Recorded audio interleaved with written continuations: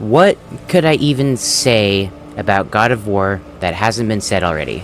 It's easily one of the best games on the PS2, and it's one of my all-time favorite franchises. If the content warning was anything to go by in the beginning of the video, then you could probably tell we're on a pretty big journey here today. Let's go ahead and stop beating around the bush and go ahead and get this started.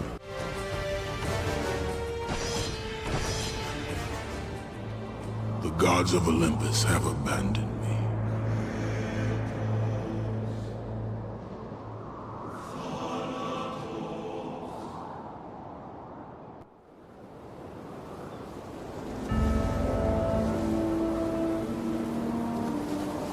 Now there is no hope. And Kratos cast himself from the highest mountain in all of Greece. After 10 years of suffering, 10 years of endless nightmares, it would finally come to an end. Death would be his escape from madness.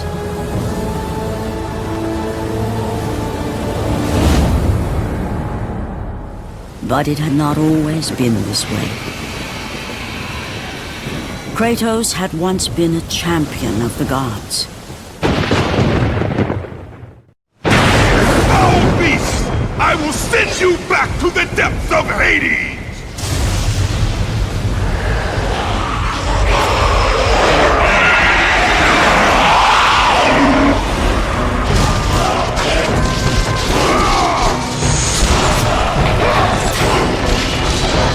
So yeah, God of War does not spend any time introducing you to anything. Your first taste of combat is going to be also your first introduction to any tutorial system of any kind. It's certainly a brave choice to just kind of throw a player into this sort of combat scenario immediately with no warning. Even still, I kind of feel like the game doesn't necessarily take all that long to acclimate to. Your starting set of attacks have some utility associated with them. You have light attacks which come out pretty quickly, but also govern basically all of your horizontal movement in terms of how your blades are going to be able to swing. Your heavy attacks are the opposite. They govern all of your vertical movement with your blades, and they also come out a little bit slower too.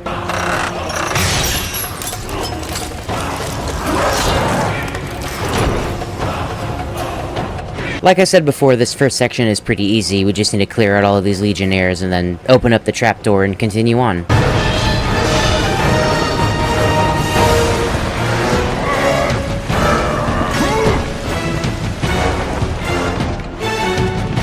I'd like to propose a thought experiment real fast for you all. Imagine back then whenever you were playing this game for the first time. I'd like to imagine that the PS2 was sort of the end of the Wild West days for video game consoles sort of in general. In terms of games with a fully forced cinematic sort of perspective that you're given, games as sort of a cinematic thing were probably pulled off the best in this game and then also tangentially in games like Metal Gear Solid 3. Having video games presented as almost movies was a thing that we didn't really have until those games came out. And I think a lot of it boils down to just the presentation of everything. The cutscenes in this game, for example, and the first level in this game and in Metal Gear Solid 3. Just the cinematic presentation of stuff like this really wasn't a thing until these games came out. And I don't think it's crazy to say that they sort of set a precedent for games going forward. Hydra jump scare.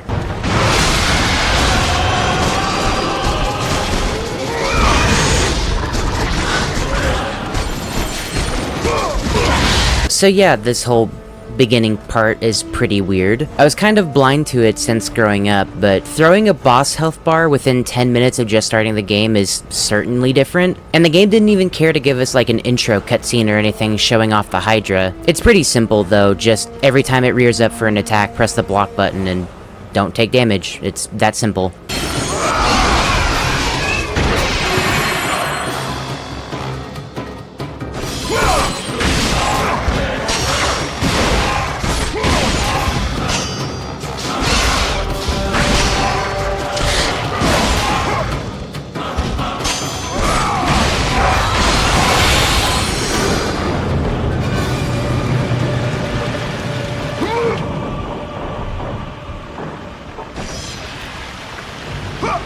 Man, talk about a game really forcing your attention immediately. I'm not sure really why they felt the need to blindside you with all of this immediately. I mean, like, none of the other games are like that, and it's fine in the grand scheme of things, but I don't know, this first level's really cool at least. I know who you are, Spartan. I know what you've done. I would rather die than be saved by you.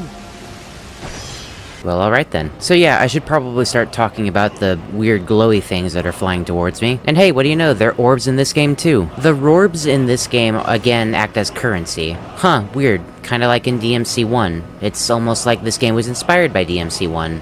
Not like that was the case or anything. I'm joking, it is, actually. This game was inspired by Devil May Cry 1, and also Onimusha of all games, which is really weird, but okay. The red orbs are currency, though. You use them to upgrade your weapons, and you need a pretty good amount of them to get them up to the next level. Whenever you get a level up for a weapon or a spell, it'll do things like increase its damage, and then also give you a whole host of new moves instead of getting just one like in a DMC game. But also, a lot of the times, it changes how the weapon itself looks. In the case of the Blades of Chaos, your primary weapon you're going to be using for most of the game, they're going to physically change the color of it. Basically, as you level it up, the blades will get more red in color, which is a pretty good signifier that you're getting stronger. The other orbs, though, are much more simple. Green orbs refill your health, and blue orbs refill your magic, but we don't have any magic right now, so we'll probably talk more about that later.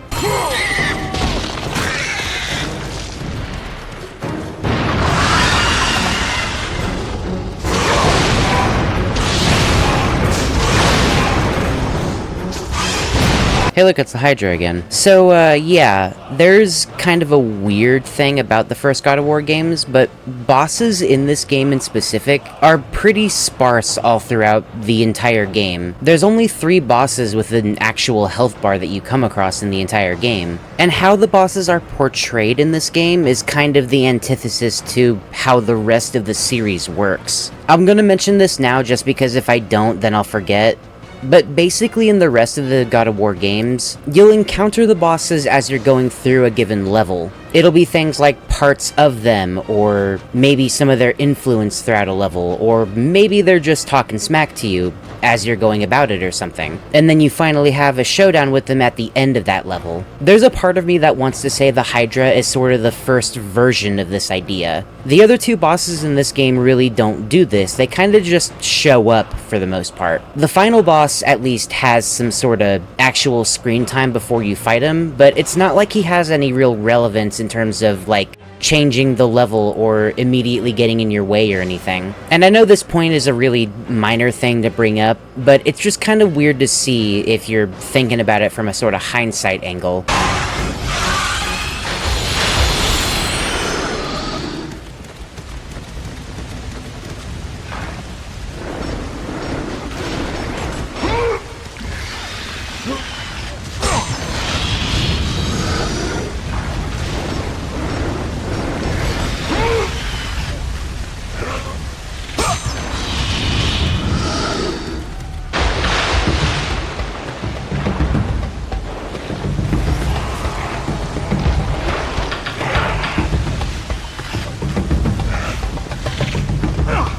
So a little bit more just about the basic combat for a sec. Not only is your vertical attack, your heavy attack, capable of dealing high damage to an enemy, but holding the button will also launch them in the air. If you continue to hold the button for even longer, you'll launch yourself up in the air. This will give you access to air combos and such. Juggling enemies can be a pretty good way to get, like, large enemies just out of the way and no longer being a threat to you for a little while, especially if you get good at focus firing on them for a long enough time. Alternatively, because this game doesn't have a free camera, the right stick is delegated to a dodge mechanic. You can only dodge in 4 directions, but it gets the job done for the most part. And whatever you can't dodge just because the dodging is clunky, you can also block. Blocking is done with the L1 button. You don't take any chip damage or anything, so just block whatever you can if you feel threatened. Timing a block specifically with enemy attack, though, will result in a parry, and the timing isn't very tight. The parry mechanic and blocking in general will get sort of built up upon as we get our blades upgraded, but that's gonna be a discussion for later.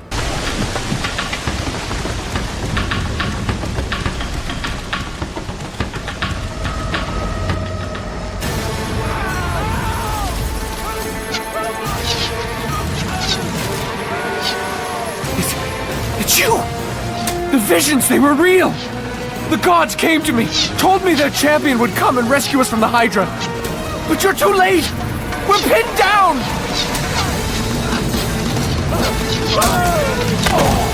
These creatures, they came from nowhere. The ships are all destroyed. All hope is lost, Spartan. Even for you.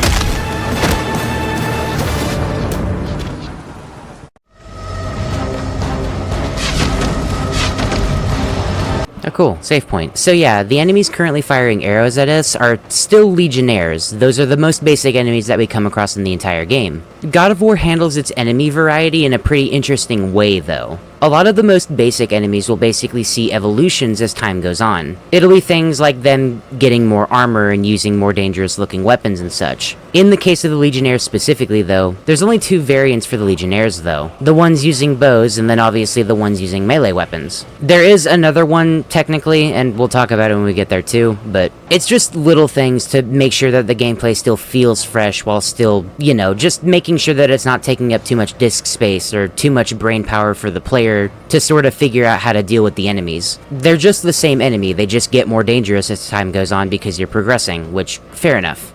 Also, this game has puzzles, I guess. This first block pushing puzzle is nothing really to write home about. It's basically just a tutorial on the kick mechanic that you're given. I'm not gonna sugarcoat how this works or anything, it just, you push the block faster by charging up a kick and then unleashing it on the box and pushing it forward real fast. It's always been a little awkward in all of the games, but it gets the job done and it has some uses in puzzle solving and not just speeding up slow box pushing. It's a little wrinkled though, and it helps set these puzzles apart from other block pushing puzzles of their ilk. So while they might be a little weird, they get a pass from me personally, for the most part.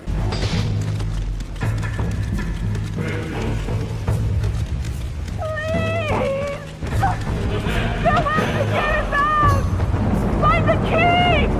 Find the key! They're coming!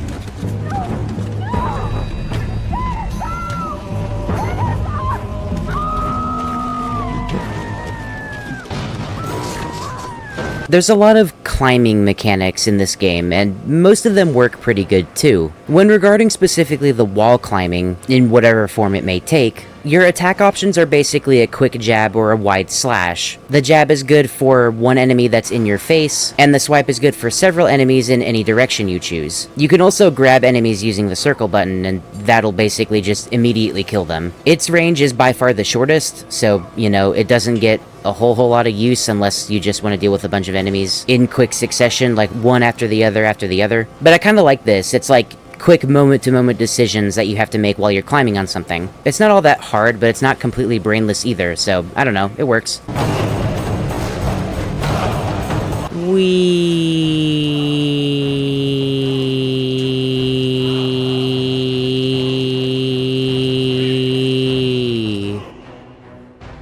Sorry, I just like the zipline thingy. So yeah, we got items here too. All throughout the game, you'll collect these items that are in these chests. They're typically the unmarked ones. As of right now, we're only introduced to the health upgrade. Collect 5 of these Gorgonized and you'll get a health extension. You can also use it to fully re-heal yourself too if you're running out of health.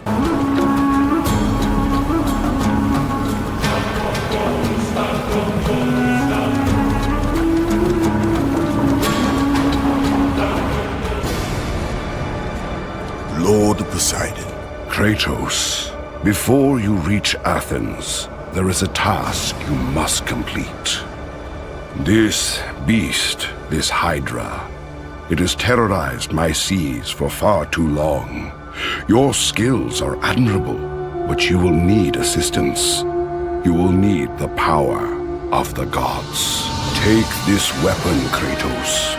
Take this power and use it to defeat your enemies.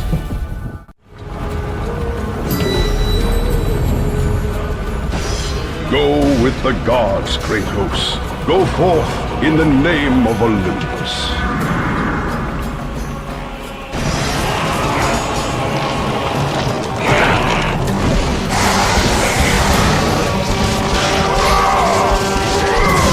Okay, so we just got our first magic.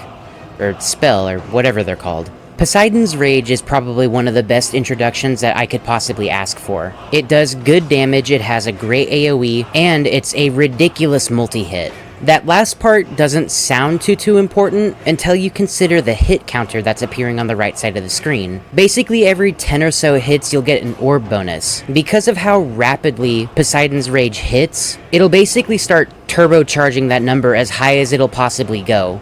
Whenever you have a bunch of enemies near you, this will easily reach into the hundreds in terms of how high that number can go. I can't say it's a great way to grind for orbs necessarily, but it's a damaging attack. It's meant to get rid of a bunch of enemies quickly. The orb thing is kind of just a bonus. Also, it turns off your hurt box, so you can technically use it to avoid damage.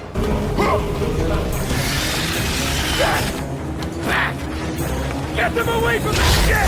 Why won't they die? It's the giant one! He keeps healing the others! No, God! We'll never get out of here! Doomed! We're doomed! We're all...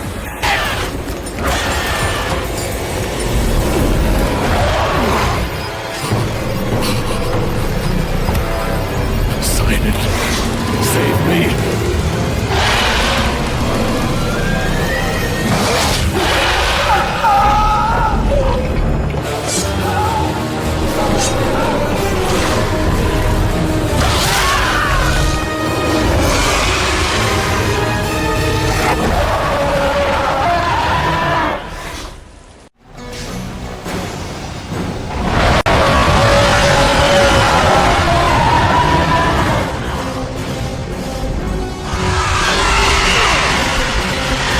Okay, so now it's time for the real Hydra fight. This boss fight has a couple of little wrinkles. On the one hand, both of the mini Hydra heads on the ship itself only really have a couple of attacks. The interesting thing with this fight specifically, though, is that the ship hand at the beginning there was correct. Basically, the idea here is to whittle down both of the head's health bars to where they fall at roughly the same time.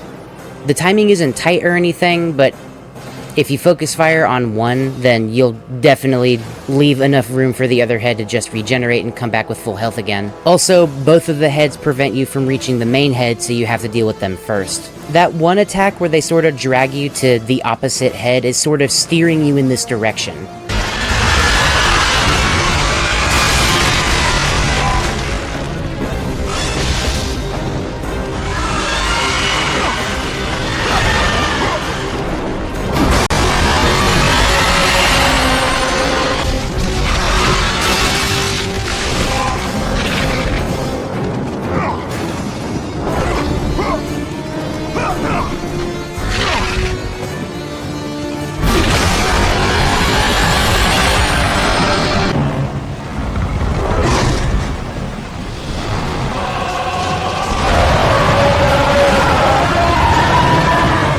The main Hydra head only really has one attack.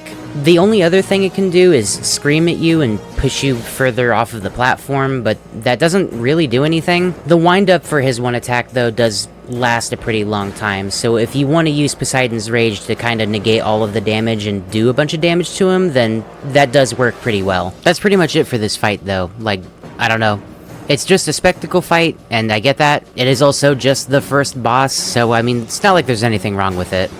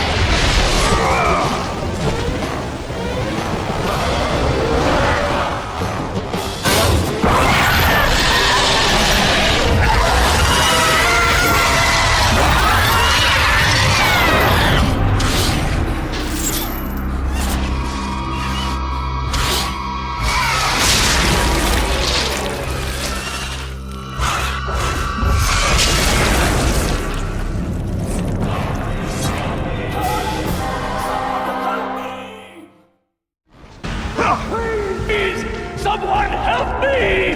Anyone!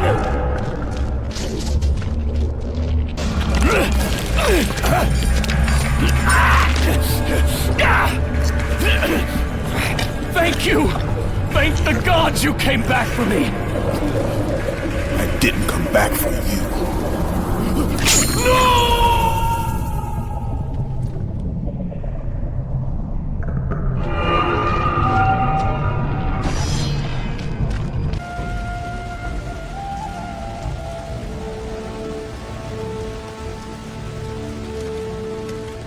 I really like the quiet moments of this game specifically. The parts of the game where just the entire OST is subdued to make room for whatever you're currently walking through, giving the environment like room to breathe and everything. This one in specific is pretty powerful just because it's the first real break that we had. Since we started the game, it's been go the whole time, so this is weirdly strong, all things considered.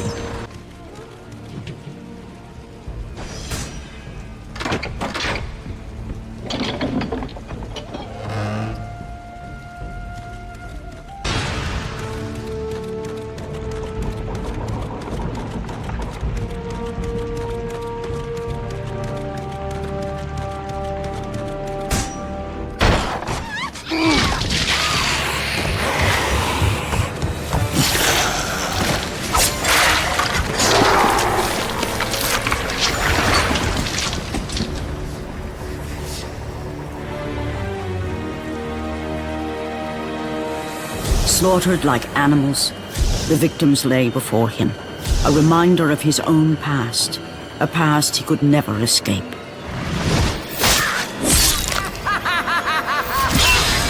His only solace was the sea, endlessly sailing from one harbor to the next in service to the gods of Olympus. All his hopes rested with them. For no matter how much wine he consumed or how many women he took to his bed, nothing on earth could rid him of the horrors that plagued his mind. Athena! 10 years, Athena. I have faithfully served the gods for 10 years. When will you relieve me of these nightmares? We request one final task of you, Kratos. Your greatest challenge awaits in Athens, where even now my brother Ares lays siege as we speak. Athens is on the verge of destruction. It is the will of Ares my great city fall. Zeus has forbidden the gods from waging war on each other. That is why it must be you, Kratos. Only a mortal trained by a god has a chance at defeating Ares. And if I am able to do this, to kill a god, then the visions, they will end? Complete this final task, and the past that consumes you will be forgiven. Have faith, Kratos. The gods do not forget those who come to their aid. Leaving the rotting carcass of the Hydra behind, Kratos set sail once more. His greatest challenge and freedom from his growing madness lay before him in the ancient city of Athens.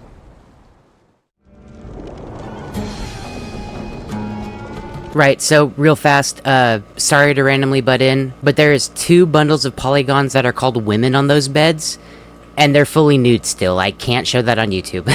That being said, there is a sex minigame in every single one of the OG God of War games, and I'm very close to a level up, so just give me a sec. Anyway, let's upgrade the blades real quick.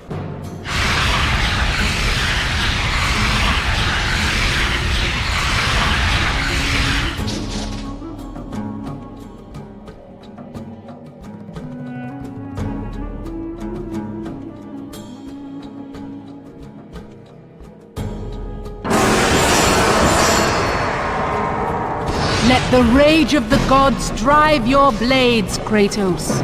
Okay, so 3 things. First off, no, that's not the last time you're going to see a sensor bar. 2, hey look, we got a bunch of new moves like I was saying. I don't know if I'll feel the need to explain every move, just ones that are very noteworthy. And then 3, we did get something of a transformation.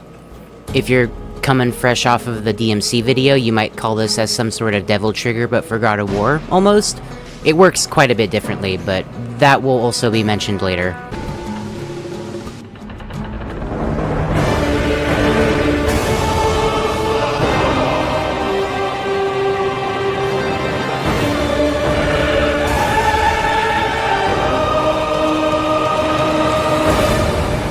Destroy Ares, and the gods will forgive you your past.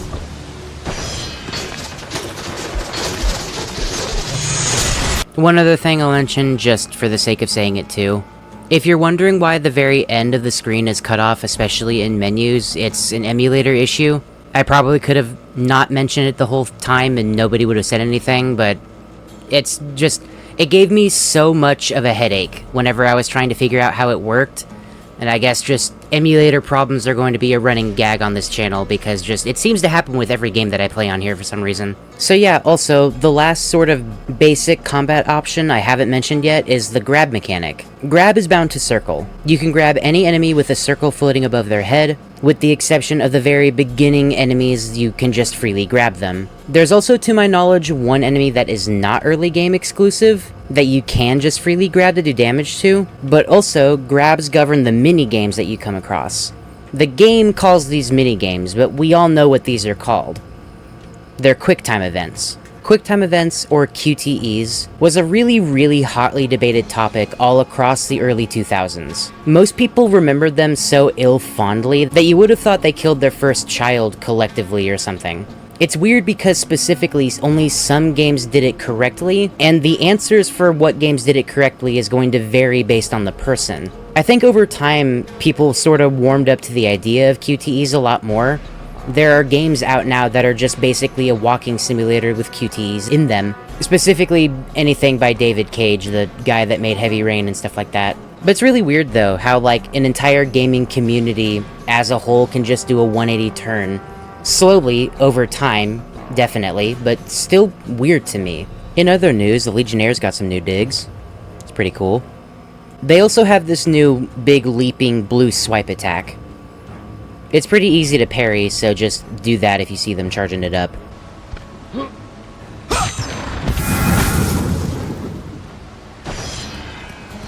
And hey, the other primary collectible we have access to. Yeah, 5 Phoenix Feathers will increase your magic. It works just like the Gorgonize. I guess I should take this time to explain chests a little bit too, because they are just a little bit more complicated than what they seem. Typically, whenever you come across a chest, they come in 3 different colors, one corresponding to each orb type that you come across. And they help fill those given stats based on what color they are. They line up with the color. It's not that hard to figure out. Colorless chests, though, are interesting. They can either contain red orbs, or they can contain the Gorgonize or Phoenix Feathers. You don't really know what you get until you open it, but if it's a red chest or a colorless chest, then it's worth your time to open up just anytime you see them. The chests for health and magic, though, it might actually be a wiser idea to save those. There's not really a whole lot of ways to heal in this game. Because you're running around in an interconnected map, it might be a wiser idea to save the chest whenever you see them. It's a risk-reward sort of gameplay system. It's just really simple. Simple, but not ineffective. Another cool little thing about this, though, is the mixed chests, or whatever the game internally calls them. Basically, they're chests that'll flip-flop between green and blue. It's up to you whichever one you want to refill. Do you need health more, or would you rather have magic right now? Again, it's really simple, but it's effective for its simplicity. Run! Run! The beasts have taken Athens!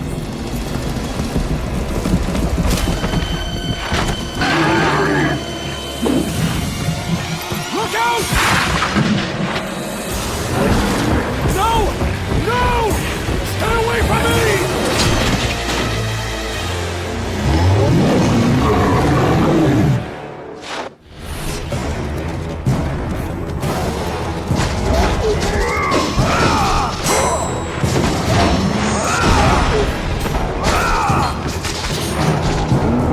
So, Minotaurs are surprisingly interesting. They're basically just your run-of-the-mill slow, hard-hitting enemy. But the cool thing is that specifically in regards to their QTE, completing the QTE will consistently net you green orbs, which is a good way to heal yourself if your HP is getting low. The reason you might not want to do the QTE though is because it doesn't actually net you any red orbs. Killing them normally does though. The economy is surprisingly tight in ancient Greece. It's just another quick gameplay decision you gotta make. Can I afford to kill them normally, or do I really need health right now? It's cool, and going forward this is gonna be a consistent thing in the original 3 God of War games, even if they don't feel the need to tell you, which is a little weird.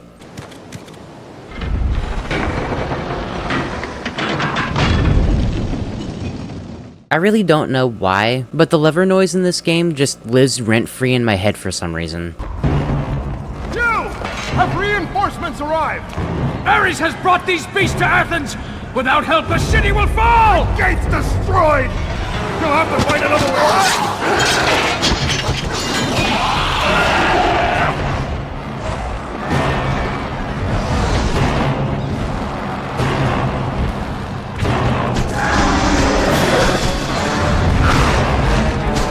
These slower, even harder hitting guys are called Cyclops. There's really not much to them, and these variants of them specifically are kind of pushovers. You can't block any of their attacks, so just anytime you see them winding up, go ahead and hit a dodge direction. They get a little more challenging later on, but as they stand right now, they're not a huge issue or anything.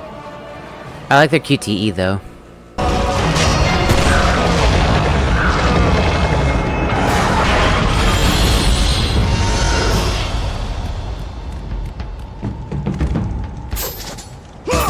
Can I just say how cool of an area Athens is for a minute? I think a big reason we started in the Aegean Sea of all places was because you had to basically earn the right to go through a proper ancient Greece environment. The level design and architecture here specifically though is just really cool because it's like realistically mythological, kinda, sorta. Like yeah, a lot of this stuff wouldn't make sense to be in the actual ancient Greece, but at the same time it's like, it's somewhat realistic and it makes sense for the world the game is set in, you know? I know the game and the video so far has been a lot of go, go, go, but despite that I think the game at least is paced really well.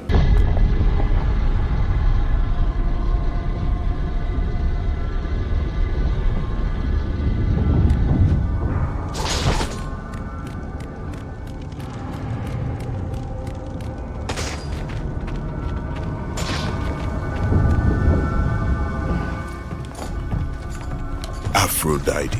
Kratos, the gods are pleased with your progress, but your current skills will not be enough to defeat the minions of Ares. I offer you the power to freeze your enemies where they stand, but you must earn such a gift.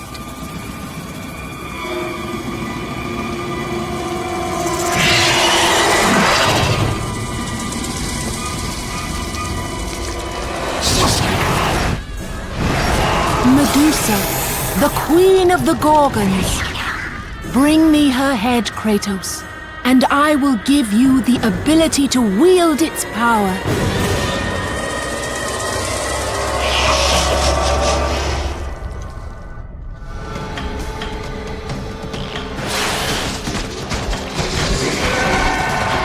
Did y'all know that motion tracking a sensor bar is an utter nightmare? So this is Medusa. This fight is probably going to throw you for a loop your first go around. For one, she's incredibly fast and very evasive. It's almost impossible to hit her with a heavy attack. But if you're even remotely familiar with Greek myth, then you'll know that Medusa is good at one thing. Being naked, I guess. No, it's her stone stare, of course it is. So yeah, Medusa can petrify you in this game. That's obviously an issue, but actually, if she hits you whenever you're petrified, it will result in instant death. You can theoretically wiggle the stick to break out of the petrification, but if she's already winding up an attack, you're as good as dead already. Instead, it would be wisest to avoid it altogether by basically just rolling around a bunch. This goes for the enemies too, but basically the main way to prevent being petrified is just movement in general. The more movement, the better, so just roll a lot. Freeze and destroy them all with Medusa's gaze, and the power of the Gorgon will be yours.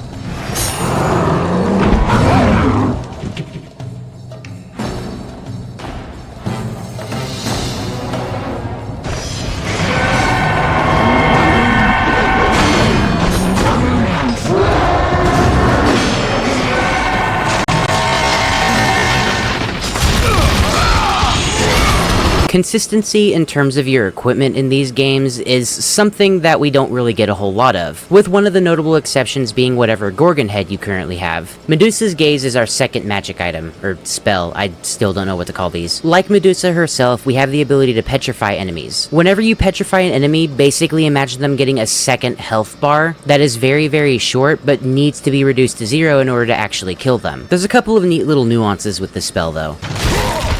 Go with the gods, Kratos. Go forth, in the name of Olympus. For one, in order to actually freeze any enemy, they have to basically be just walking towards you or otherwise completely still. If they're winding up an attack, it's basically impossible to freeze them, at least for the time being. When they are frozen, the quickest way to get rid of them is simply square triangle. This does a ludicrous amount of damage for I don't know why, but it's the most effective way. Just do that when you see an enemy frozen. And just two last things for right now as well. Airborne enemies immediately shatter upon hitting the ground, and any enemy killed this way will also net you a bunch of bonus orbs.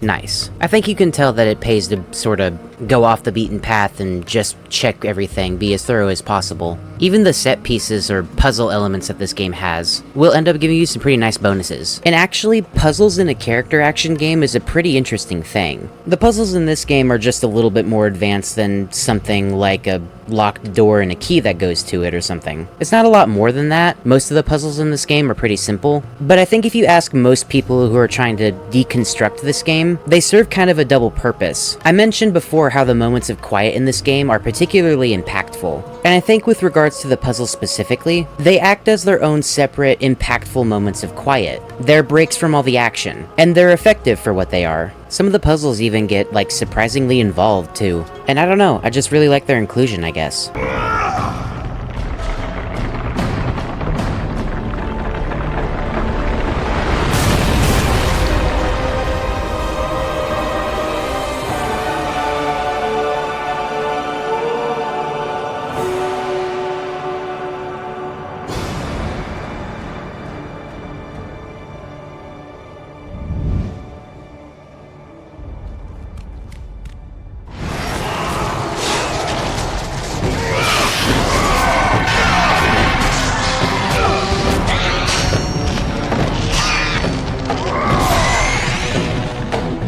Wait, this race of creature isn't called Medusa. They're Gorgons. The Persephone cutscene did that, right? Why are they...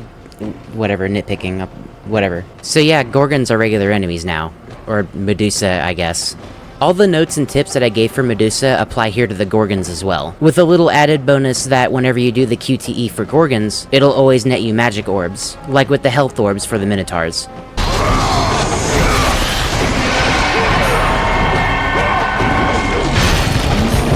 Ow. And weighing your options with the Gorgons works the same with the Minotaurs too. It's up to you whether or not you need magic or red orbs more.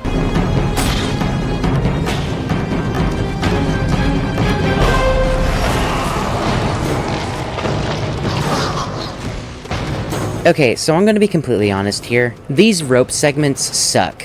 For starters, they're really slow to traverse, which is already not a good thing, and we don't get any way to move faster until the second game. But where it really gets bad is whenever they start introducing enemies. Legionnaires will start climbing on either side of the rope. Sometimes they like to do just a basic attack, which is not the end of the world, but a lot of the times they like doing their own grab attack, which immediately starts this QTE where you have to wiggle the left stick back and forth as fast as possible. This completely stops all of your movement, and the worst part is that they like to chain this back to back to back. You do kill the Legionnaire whenever you get them off of you, but they're just so insistent on doing it to you, it's the worst. If you want some pro tips, I have two. For one, if you want to get rid of the Legionnaires in front of you immediately, simply press square for the hit stun and press circle to grab them. It doesn't trigger a QTE and you just get them out of the way immediately. If you have Legionnaires on either side of you, my best recommendation is to press square and flip the stick back and forth to basically keep them in hit stun. Neither of these are surefire ways to get them off of you, but it's better than nothing.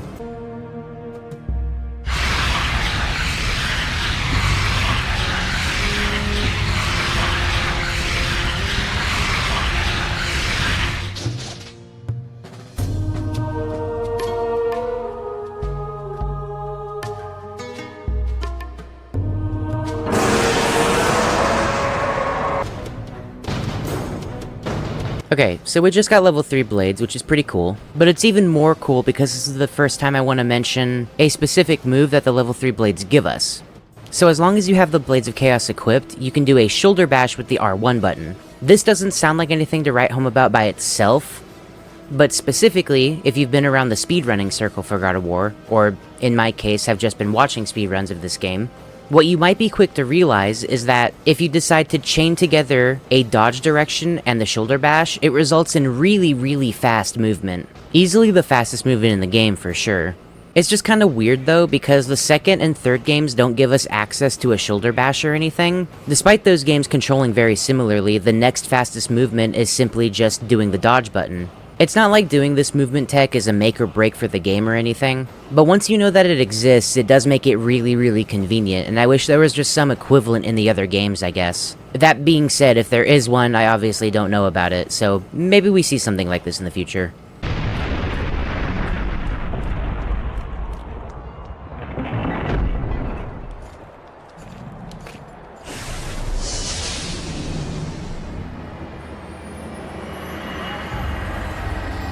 Do not fear, Kratos. I am the Oracle of Athens, here to help you defeat Ares. Find my temple to the east, and I will show you how to murder a god.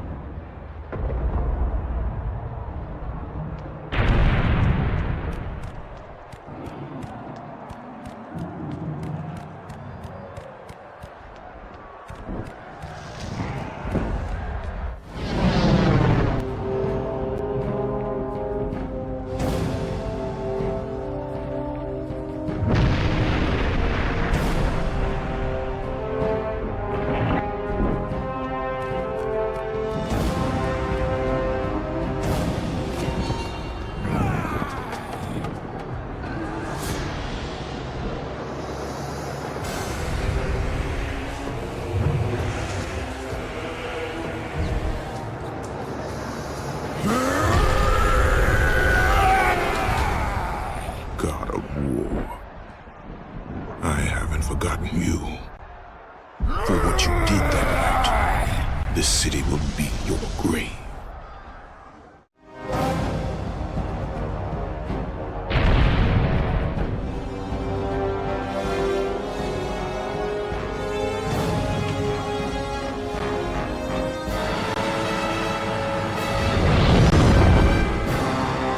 Well, what do you know, it's the man of the hour. I really like this introduction a lot. It's like he doesn't even pay mind to Kratos at all. A lot of this game has and will continue to lead up to fighting this guy. But the most we can manage to do right now is get this far-off glimpse of him. And I don't know, that's just kind of neat to me. It's almost like we have to earn even the ability to be the threat to this guy. And man, just talk about like a simple, organic way to introduce a villain. He doesn't even say a word, just does some destruction in the background. And on a scale so impossibly huge that it's immediately daunting. So even though there are two paths as soon as we see Ares for the first time, going right won't get us anywhere right now. This game is still linear after all, and we need a key to progress right now. So I guess we'll just make our way to the Oracle then.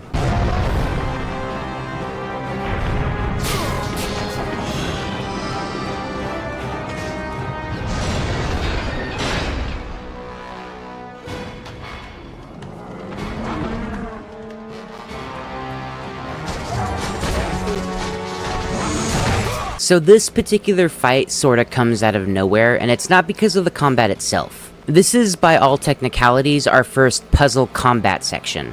What I mean to say is, basically, since we just got Medusa's head, we're able to turn these minotaurs into stone statues, and we have to in order to get them to weigh down that pressure plate in the center of the room. If we don't do this, they're just going to continuously spawn over and over again. That's also why there's a magic chest in the middle of this room, and why the only enemies that spawn here are the minotaurs. Their hammer variants specifically get a range attack, which can be a little annoying, especially if you're trying to open up that chest. But they give you the slow lumbering enemies for a reason, and it's because you have to turn them into a statue. In the footage here, I spent way too long figuring that out, but I still didn't die to it, so, you know, that's good.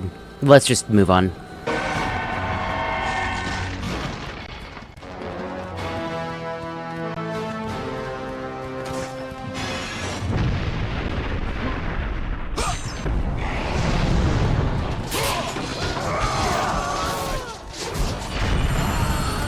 So this section is pretty cool. Running around in the streets of Athens, you have the ability to walk into these individual buildings. The set piece of the buildings exploding and having, like, fireballs and other projectiles being launched at them is obviously pretty neat.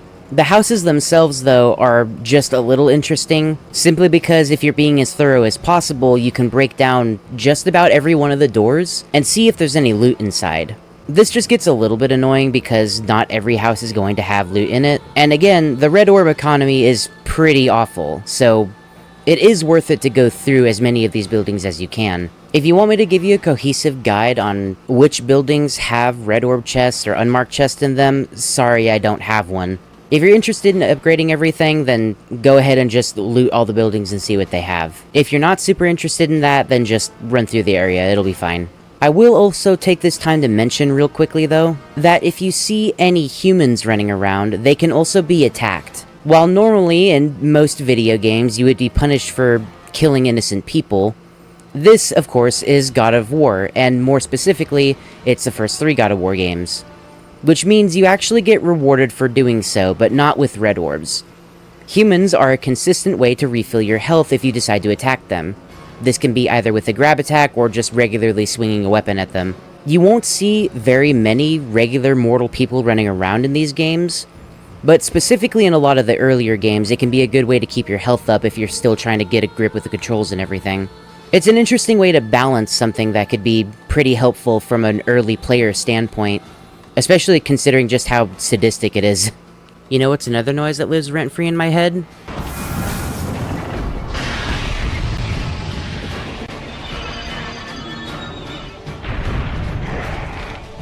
Nice. It kinda sucks that this segment can be so long in the tooth if you're looking for everything and looking at everything. Even when you're making your way up these stairs, more doors can be broken, and you can even break these statues for some orbs. Which, I mean, yeah, they're useful. It just kinda sucks that I feel like I have to do it, you know?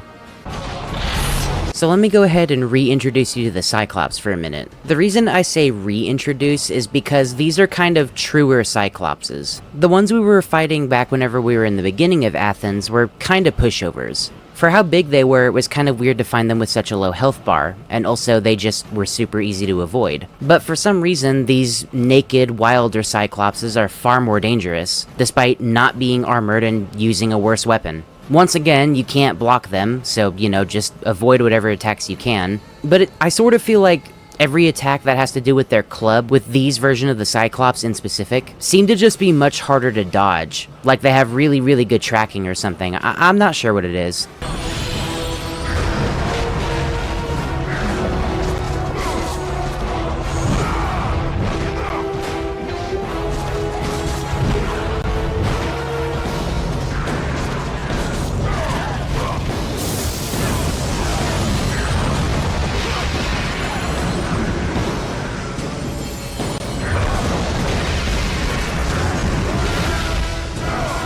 Oh yeah, so Rage of the Gods. What makes this transformation cool? Well, arguably its best part is that it gives you attacks that can't be interrupted.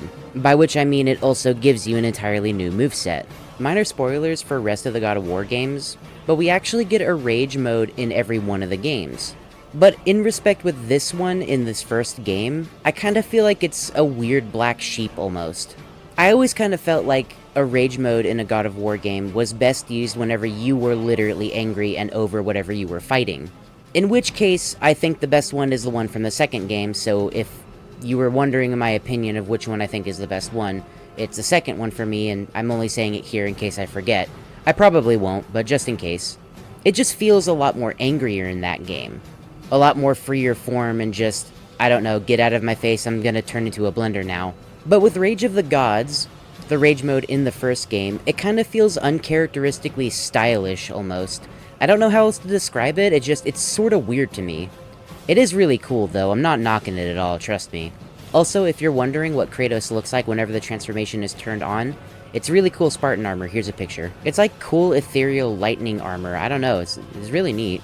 I like the design. The last thing I'll note about Rage of the Gods is that it takes a really, really long time to charge up. Luckily though, there is a, you can call it auditory cue for whenever it's ready to go again.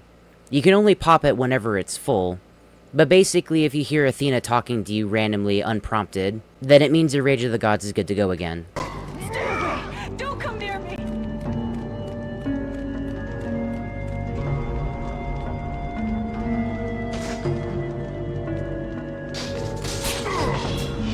Yeah, that's right, we got even more stuff to break in here.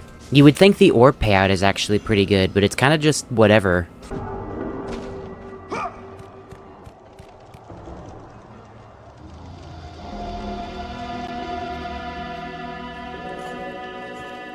I know who you are.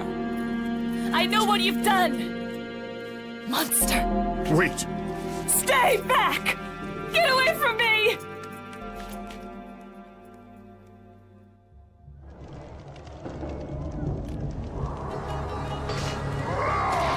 Stay away! Don't come near me! Keep away!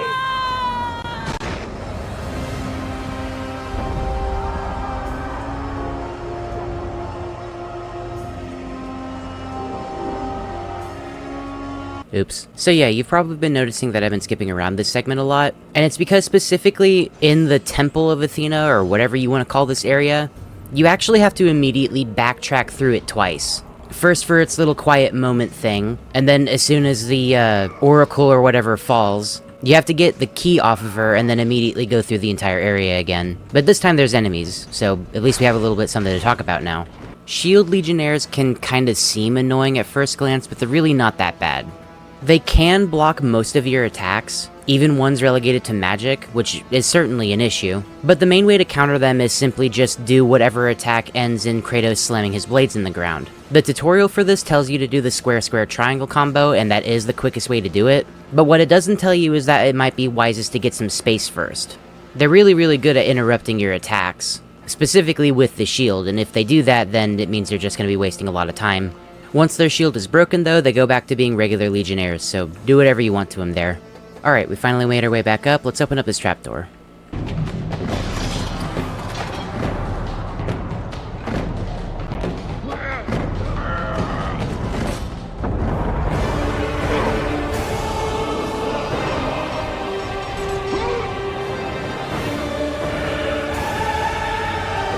Why the music? All I did was open up a gate. It's not that cool.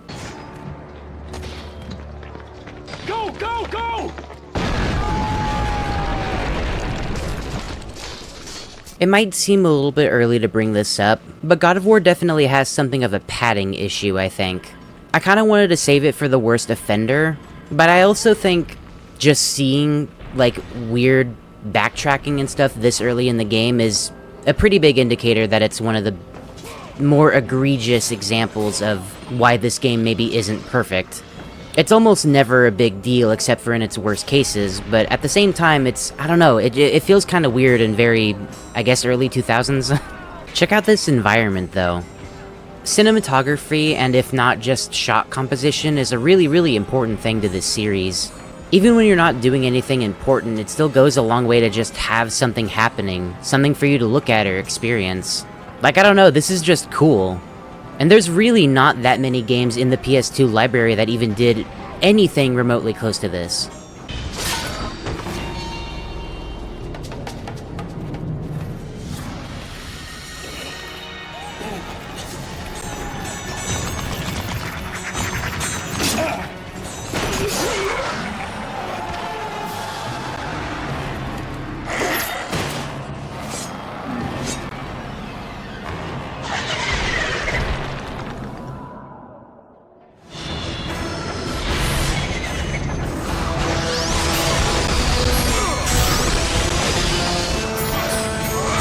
Wraiths are often regarded as one of the worst enemies in the original God of War game. The reason for this, I think, is because half of the time you can't even really attack them. They have this move where they basically burrow into the ground, and if they approach you in this state, then they'll end up doing a bunch of rapid hit attacks. There's no way to get them out of the ground when they do this, and you just have to simply block and wait for their attack to end.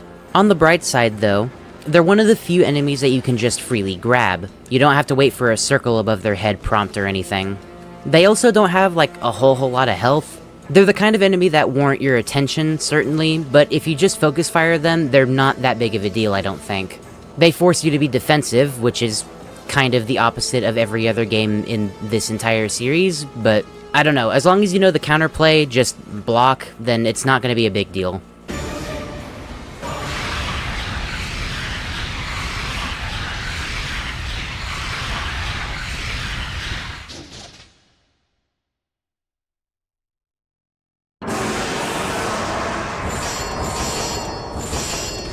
Yeah, Poseidon's rage is only gonna get more stupid as time goes on.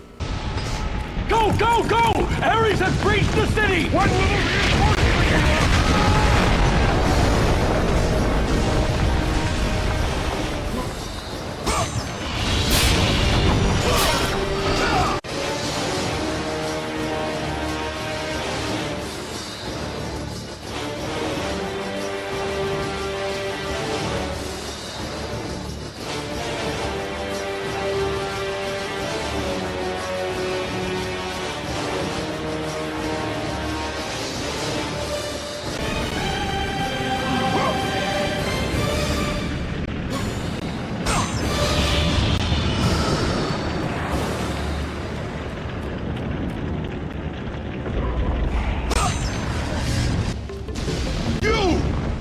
I must get across! Release the lever! Extend the bridge! No, no! I won't let them get me. They won't get across. These monsters, they'll tear me apart! Coward! Well, that's obviously gonna be a problem. How are we gonna figure that out? I think I'm starting to see some hints here with these archers out of range and everything. Got another push puzzle here. We're just gonna speed this up real quick.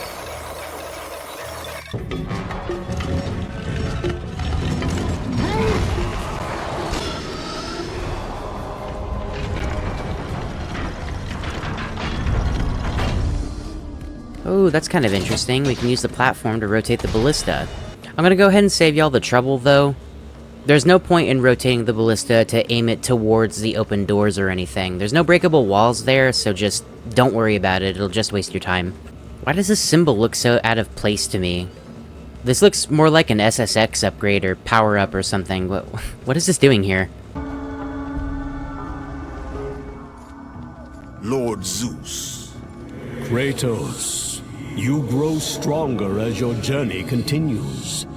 But if you are to succeed in your quest, you will need my aid. I offer you the power of the greatest of all the gods, the father of Olympus. I offer you the power of Zeus. Take this weapon, Kratos. Take this power and use it to defeat your enemies.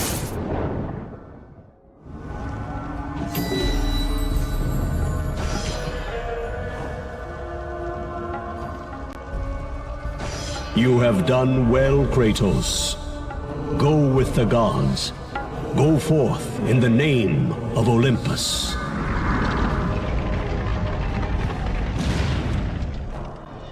So, there are exactly two, I guess you can call them gifts of the gods, that get a pretty bad rep in this game. The other one will come quite a bit later, but for now, our first one here is Zeus's Fury. Why all the bad press, though? Well, Zeus's Fury is basically a ranged attack. It's pretty standard, gives you a rapid hit sort of motion with it, hit enemies from far ranges, it does pretty much what you expect it to. Interestingly though, despite this game being inspired by Devil May Cry 1, your ranged option, or what would basically fall in place for Ebony and Ivory, doesn't allow you to move while you're using it. That also coupled with its magic cost efficiency, you could kind of see why it's maybe not the best spell in the game. That being said, I was definitely in the camp of not really liking the spell too much. But actually, giving it some time to really breathe and do its thing, I ended up liking it a lot more than I thought I would. The damage of this thing, especially if you upgrade it, is actually pretty comparable to the rest of your equipment, I guess. I genuinely think the spell is kind of underrated, all things considered. And I know that the further you go along in the series, they kind of handle the other ranged attacks a lot better. But in terms of misstepping, in terms of gameplay design, I don't know, I think they could have done a lot worse. I might be slightly partial to it just because I really like the idea of hucking a lightning bolt at somebody. Throwing a lightning bolt like a spear is cool. Anytime I see somebody doing this in like a Souls game or something, this is usually what I'm thinking about. I think about God of War 1 and how you have Zeus's Fury. I don't know, if you're not a big fan of it personally, maybe try giving it some applications or something. Just give it a chance. I think it is pretty good. Oh yeah, also, before I forget, it's easily the cheapest magic you can upgrade in the game. Like, if you're saving your orbs, by the time you get it, you can immediately get it from level 1 to level 2. It's pretty nice.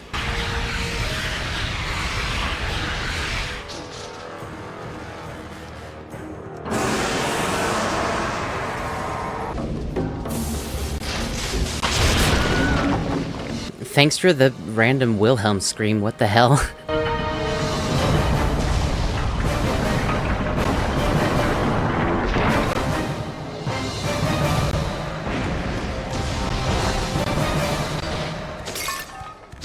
Also, fun fact, if you're charging Zeus's Fury, you can roll to cancel it. Really nice if you want to save some magic.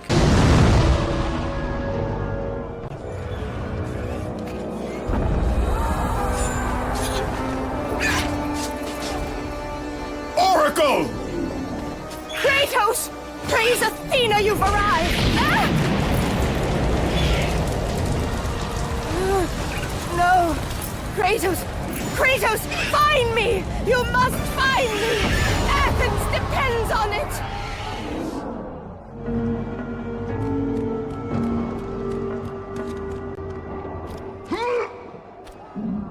Wait a second.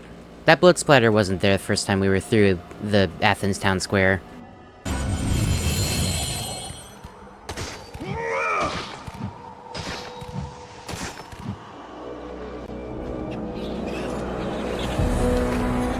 Kratos!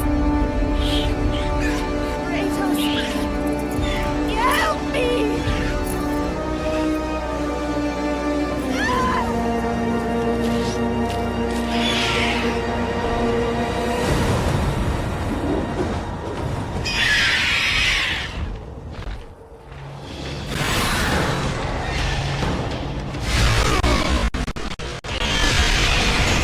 Okay, so 3 things. 1, man, that slowdown was egregious. 2, all of this censoring is starting to make me really nervous.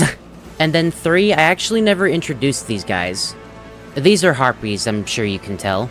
And they're only mostly annoying, but they have some good countermeasures to make them a non-issue. They fly high up in the air, so it's hard to hit them with most of your attacks. But they are also the 3rd, I think, enemy you can normally just grab. Specifically, if you do an air grab, you'll slam them back down into the ground. But the ground grab specifically is probably the cheapest and most efficient way to get rid of them. They won't net any orbs if you kill them this way, but even just regularly dealing with them won't net anything more than pocket change anyway, so it's not a big deal. Also, if you just really don't want to deal with them, you have Zeus's Fury, there's that too.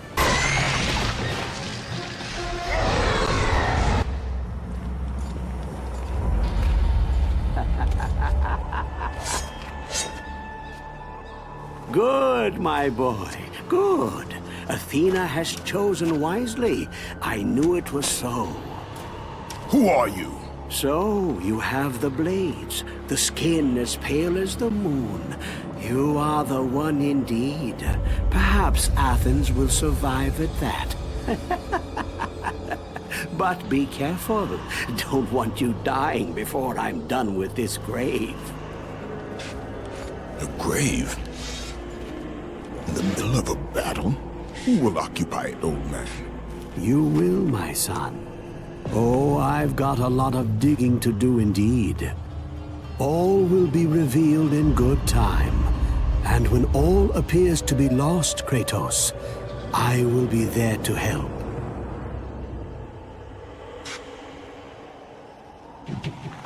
Don't disturb me now, son. I've got my work to do, and you have yours, and precious little time left to do either. Thank you, suspicious old man, who also shares Zeus's voice actor in this game. I'm sure that's not going to be important later.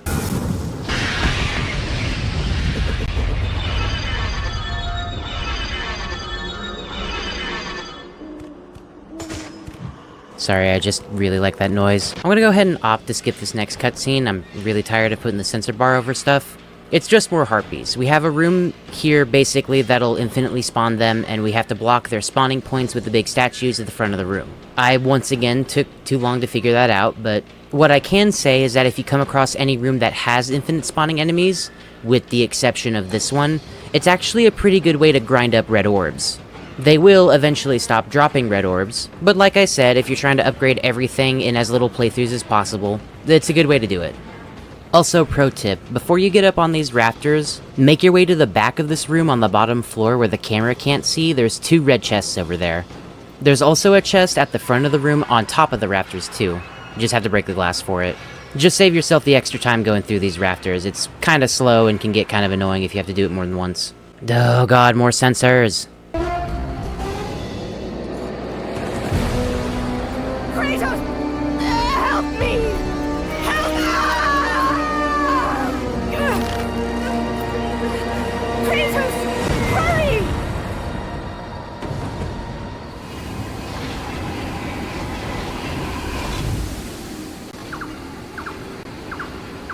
Oh, never mind. I think we might be good, actually. I put a sensor bar there just to be safe, obviously, but I'm pretty sure they forgot to give that harpy nipples.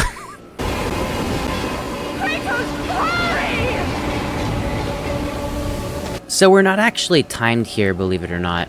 We will be whenever we get this whole puzzle thing figured out real quick, but there's not really any stress here yet, so just take your time until it gives you the prompt. Speaking of which... Kratos, I'm slipping. You must get here quickly. I can help you. We can save Athens, but you must hurry.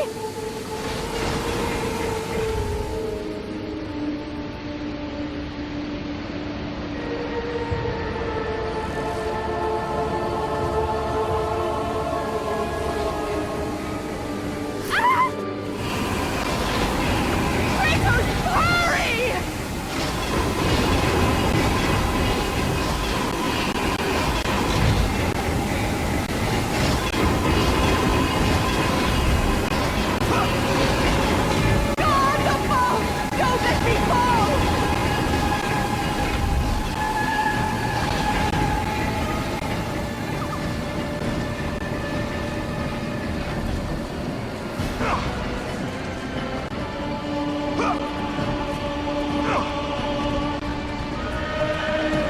Help me, Kratos, please!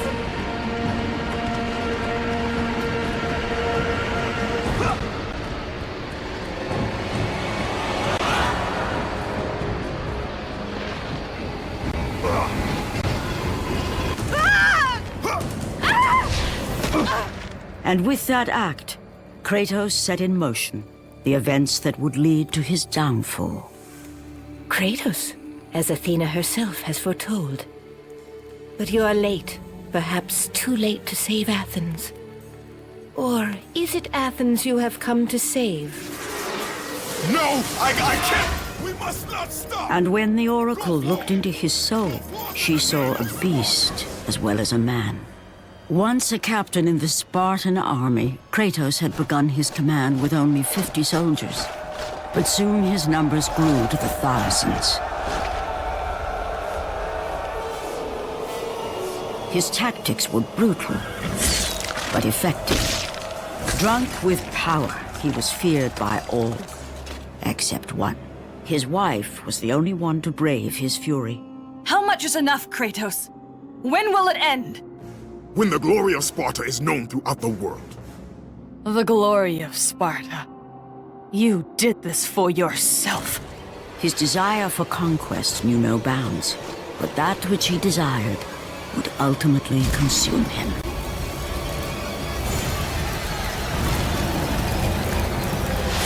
By the gods, why would Athena send one such as you? Stay out of my head! Choose your enemies wisely, Kratos.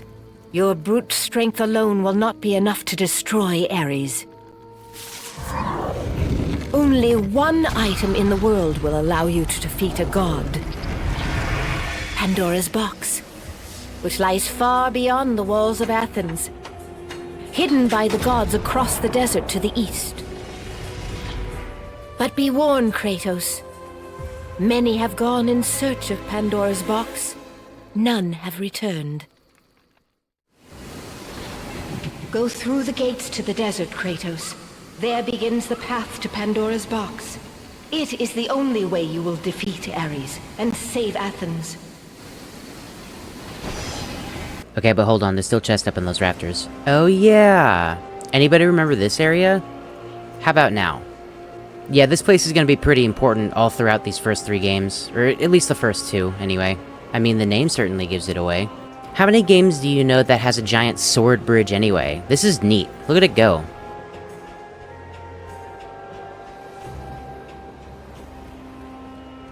Like, I don't know, dude, this is just cool. Alright, so we have a desert to get to. But first, it's sewer time. I kind of feel like the sewers of Athens is sort of like a unforgettable area, or at least it's the one that people remember the least. It's fine, and it's really short for what it's worth, but the color scheme is certainly super unique. I guess it just might be because there's no, like, important story events or anything here. You don't even get, like, a new magic or anything. Even still, like I said, the area itself is just fine. I kind of feel like the competition's pretty stiff, I guess. Like, the rest of the areas usually have something really cool, set piecey something or other to look at. And if not that, then they give you some sort of new magic or it's important to the story.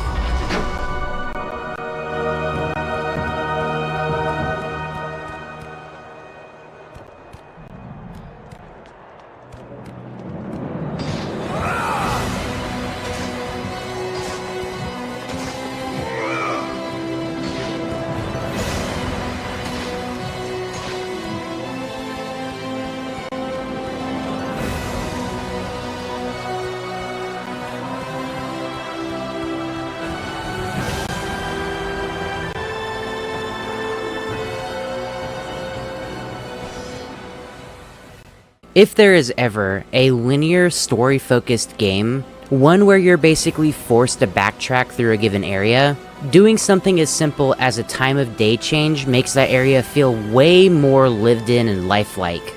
Like, I don't know what it is with this kind of thing, but just having an area go from daytime to nighttime in a game where normally you don't have like a daylight cycle or anything, it's just super cool to me. A sense that time is actually progressing even though really it's just like an event trigger. That's just neat, I really like it.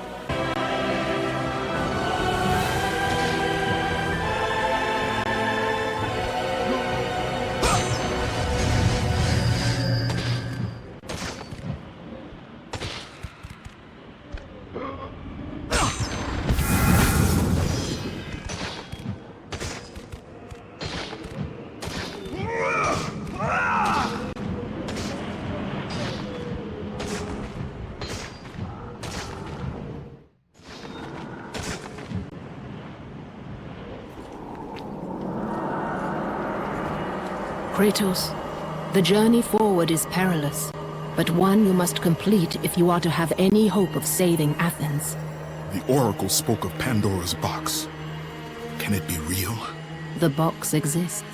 It is the most powerful weapon a mortal can wield. And with such a weapon, I could defeat Ares. With the box, many things become possible, and so it is hidden well, far across the desert of lost souls. There is safe passage through the deadly sands, but only those who hear and follow the siren's song will discover it. You must find the sirens, Kratos. Only they can guide you to Kronos, the Titan. A Titan lives? Kronos is the last. Zeus has commanded him to wander the desert endlessly, the Temple of Pandora chained to his back, until the swirling sands rip the very flesh from his bones. Stay true to the song of the siren, Kratos. Your journey begins here.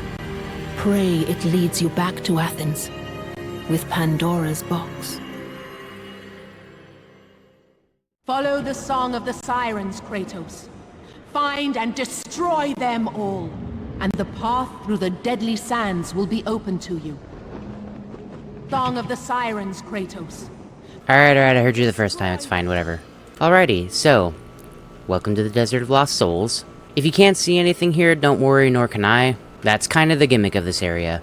Our main objective right now is to run around and find all the sirens, kill them so that we can open up a door in the middle of the desert. Unfortunately, because of the nature of this area and this game in general, there are missable secrets here. From what I can tell though, there's no eyes or feathers here, just orbs. So if you don't feel like running around aimlessly in the desert, then you can totally skip out if you want to. A lot of this footage is going to look pretty much identical for like 10 minutes, so I'm just going to go ahead and skip around some.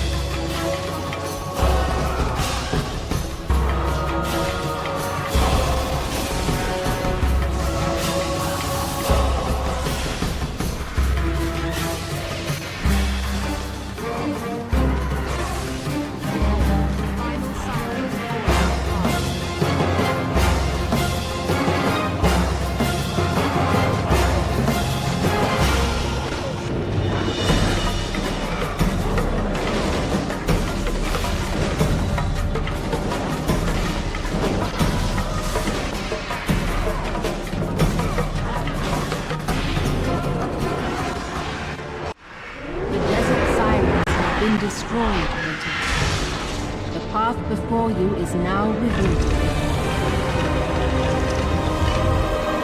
Okay, cool. The only other thing that I can really mention is that if you're trying to find the sirens, you can hear their song whenever they're close to you. It'll get louder the closer you are. I know that's not a whole lot to go off of, but it's better than nothing.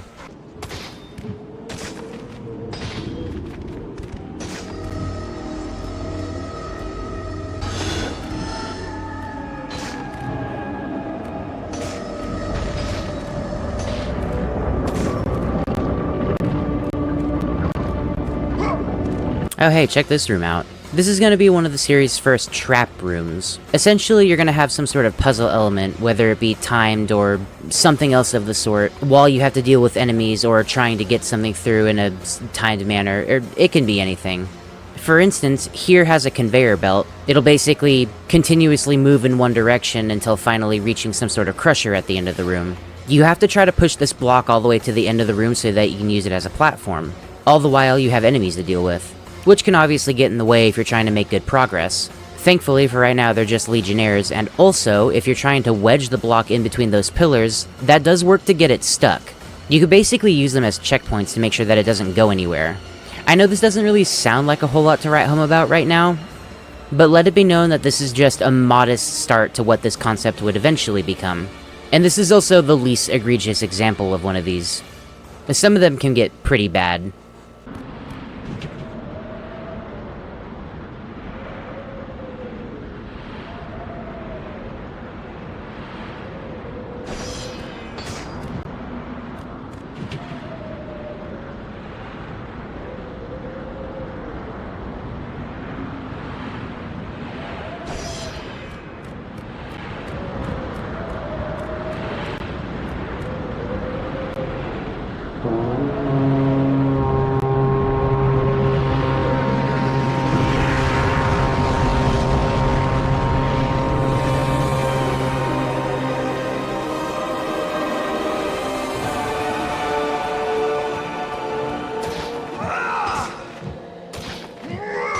Yeah, you know, just casually partisan C, no big deal.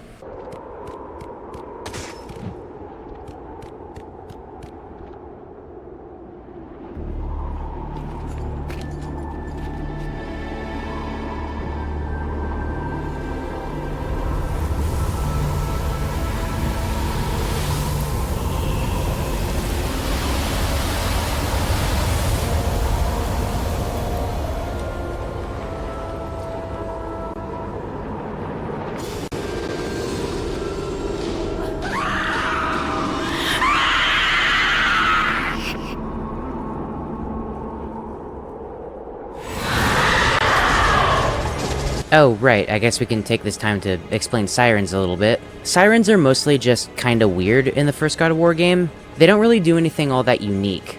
Whenever you kill them, they actually drop exactly one health orb and one magic orb, which doesn't actually equate to any numbers of any kind, it's just a little health and a little magic, for whatever that's worth. They're about as evasive as Gorgons, but not nearly as dangerous because they can't do the stone stare. They also have this weird pull attack, which is just kind of annoying. But probably the weirdest part is that they only show up in the desert for some reason.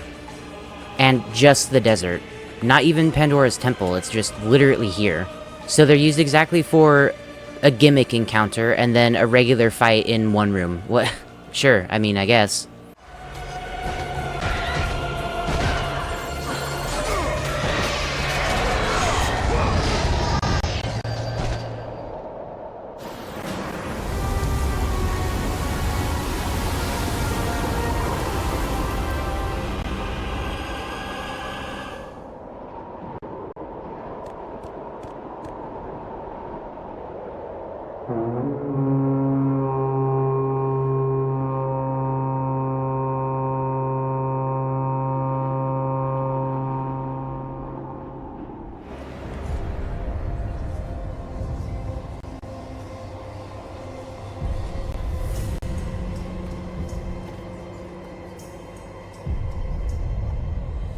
Kronos, the last of the mighty Titans, emerged from the desert sands. On his back, Pandora's temple awaited, massive and patient, ready to challenge all who went in search of its guarded treasure.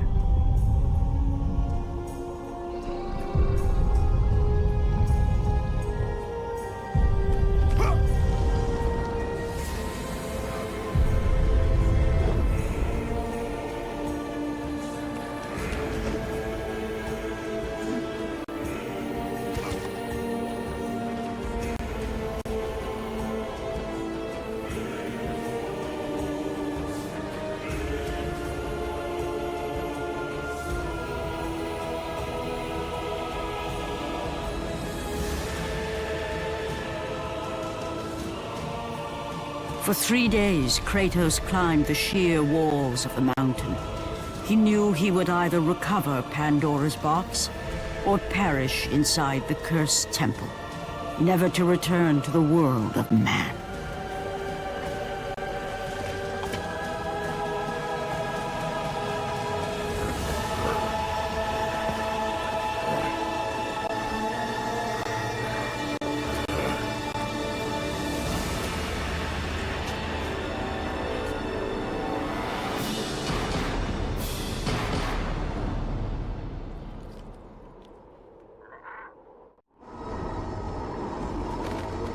Yeah, well, this next section is gonna feel like 3 more days. Yeah, so interesting thing about the blade inconsistency in cutscenes. It's one of those things that when you notice it, you're gonna be able to just not stop noticing it, basically.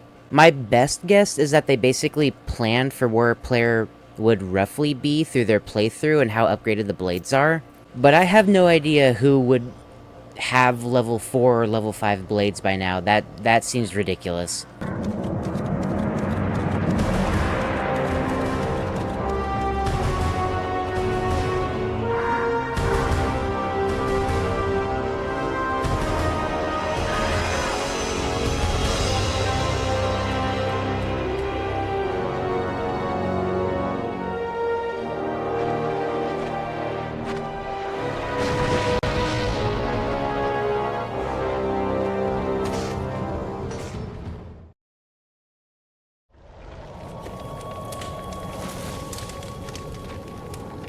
So, you think you can conquer the Temple of the Gods, do you?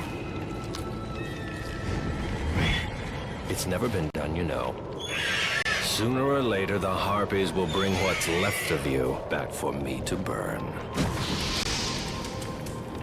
The gods hid Pandora's box in here, so no mortal would ever claim its power.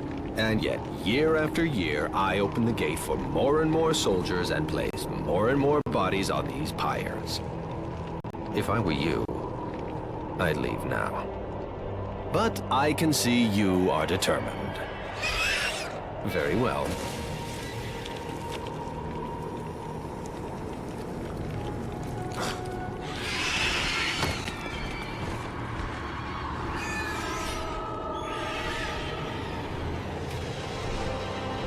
May the gods grant you strength to conquer the perils that lay before you. Good luck, Spartan.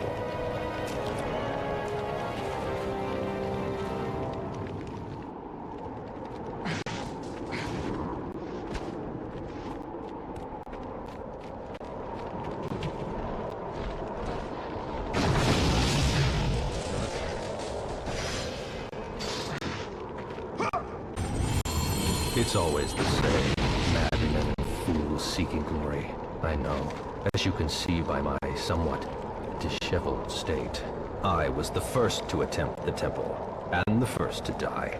The gods punished me for my failure, and now I must tend to all who followed me, and perished.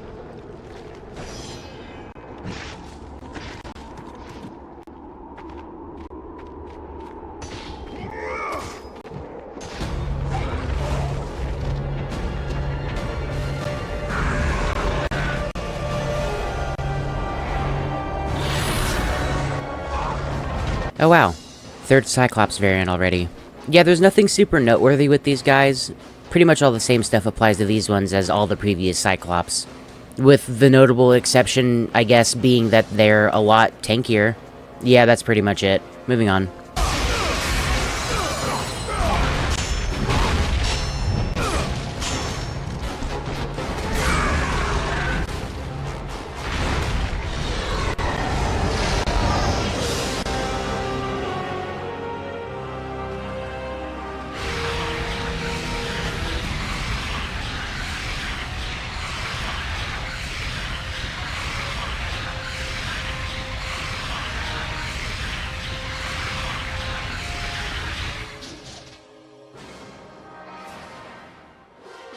Man, these level up animations are getting really long. Check this out. Whee! Whee! I think my personal award for the worst move in God of War 1 is probably this flip. Like, there's just not very many applications to use it in. It looks really cool, though. Thankfully, the R1 triangles are way cooler. And actually really useful.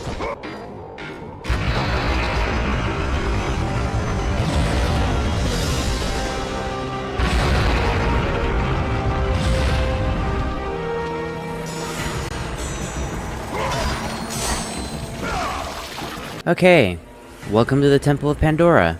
So, do y'all remember all the way back whenever we were in Athens? I had that part where I mentioned that God of War 1 has something of a pacing issue and backtracking issue. Yeah, I need to level with y'all for just a second. There is a large part of me that doesn't even want to commentate over this part of the game. Pandora's Temple is often regarded as one of the worst parts of this game, and that's mostly just because it's so long.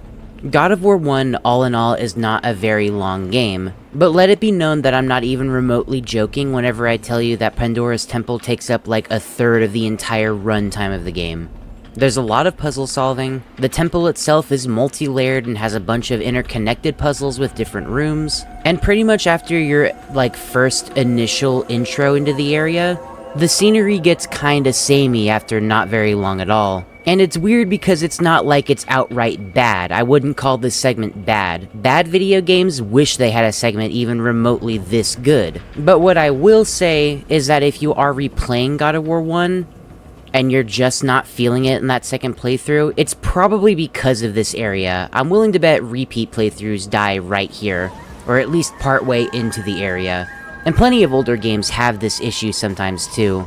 It's just not every day we have a real problem we can point all of our fingers at, you know? I say all of this to sort of forewarning apologize that if the editing seems kind of schizo, that's because I'm trying to get to the interesting parts as fast as I can, while having some semblance of sense being made. And the reason I even go about summarizing the game in the way that I do is to kind of give you the feeling of playing the game or watching me play it. Obviously just, you know, a lot more condensed down with some commentary over it.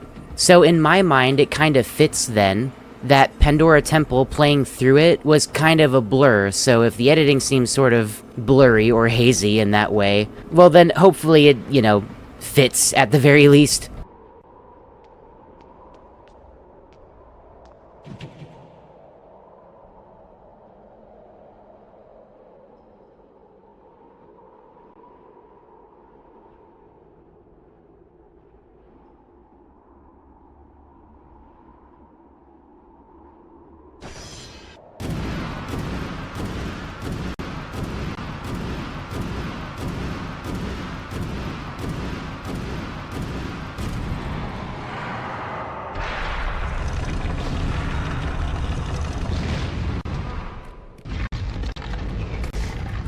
So I actually got curious and decided to research what the door said. I went ahead and translated it. Here's the translation.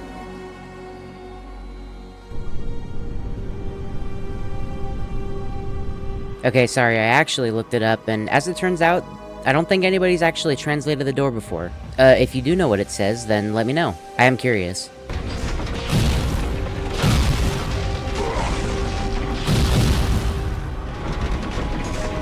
Alrighty, so what sets the temple apart from the rest of the game? Mostly tricks, traps, and puzzles. I know that in Athens we saw all kinds of puzzles and stuff, but here in the temple, a lot of the puzzles and other things are just a lot more innately dangerous. With a lot of the environment being booby traps now, don't laugh, it does help to set it apart from the rest of the game, give it a little bit of its own identity. But I also think a lot of the people who play the original God of War don't really notice the traps suddenly becoming dangerous in the temple. And I don't blame them. It's not something you notice unless you're going out and looking for it. But it does line up.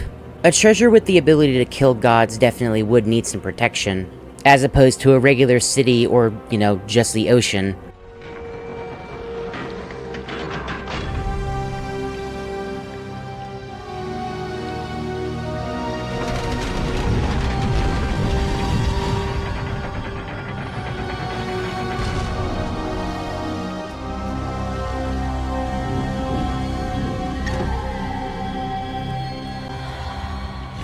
Yeah, unfortunately we can't do anything with this quite yet.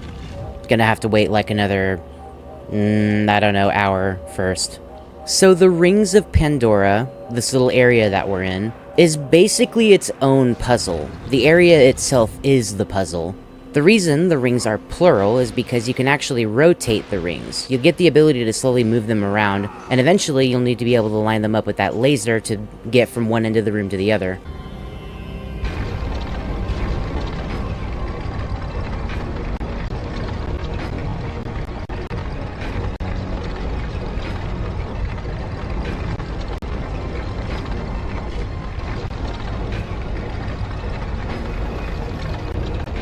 Any day now.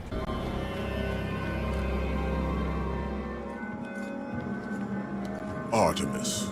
Kratos, the gods demand more of you. You have learned to use the blades of chaos well, but they alone will not carry you to the end of your task. I offer you the very blade I used to slay a titan. Take this gift and use it to complete your quest. Take this weapon, Kratos. Take this power and use it to defeat your enemies.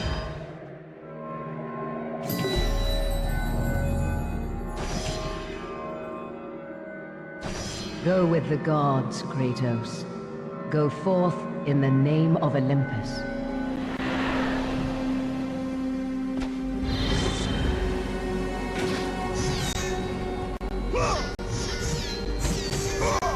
And speaking of weird missteps in game design, the Blade of Artemis is the second gift of the gods that people are really iffy on. And to explain why, we need to start with something else. The Blade of Artemis is the only other weapon you can equip in the game. And the problems, I think, with the sword don't lie with the weapon itself. Instead, let's consider just how absolutely fucking cool the Blades of Chaos are. If you're a fan of this series, you'll probably agree with me whenever I say that the Blades of Chaos are one of the coolest weapons in fiction. They're an immediate great option for AoE and damage and attack speed. They're supremely capable in any and all avenues you put them in. And their visual and sound design is just the best out of any character action game that you could possibly think of. They fit like a glove in the game that they're designed for. And I think the issue is that they're just too good. They don't really give any other sub-weapons room to breathe. If you ask me personally, I have a really iffy history with a lot of the sub-weapons in this series. A lot of the times, in the best case scenario, they're simply unnecessary. Do they have good reach? Do they have good damage? Sure, they might. But the blades already do that and so much more. Really, the truth is, with the Blade of Artemis, it's just fine, it's completely serviceable. It's your heavy hitter weapon that does a bunch of damage. And not too slowly either. It's just, why would I ever need that whenever I already have the Blades of Chaos? They do damage just fine, and they have a couple of moves that hit really hard. Also, you can't shoulder tackle with the Blade of Artemis, which is another weird, by complete accident, problem with it, I guess. I don't know. I feel like I was trying to come up with answers for how to use this weapon best, what scenarios I can use it in, a lot more than Zeus's Fury, where after a while, with Zeus's Fury, I was able to go, oh yeah, no, I can use it here and it would actually be to my benefit here. But it's just a lot harder to do that with the Blade of Artemis. And I say all this because, again, I think the weapon is fine. I don't hate it, I just don't think it's at all necessary. The problem lies that it can do one thing particularly pretty good. Whereas the blades are capable of doing everything really good. The blades are a jack-of-all-trades, master of all. And that means, by nature of every other weapon in the game, they're just gonna be more situational. A lot more, as it turns out. I'm sorry if you absolutely stand this weapon, it's fine, I don't hate it.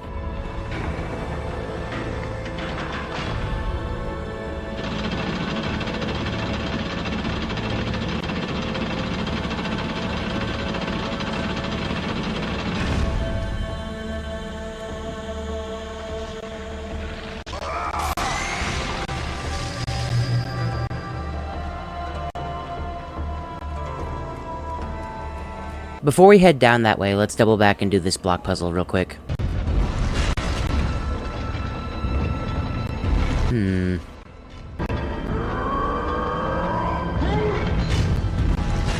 Nice, there we go.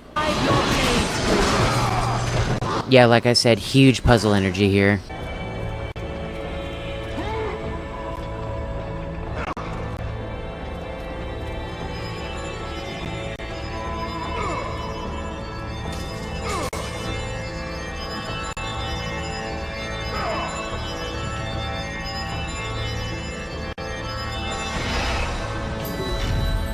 Yeah, I don't know why it wouldn't let me grab it there. That was kind of weird. Cool. Okay, now we can head down.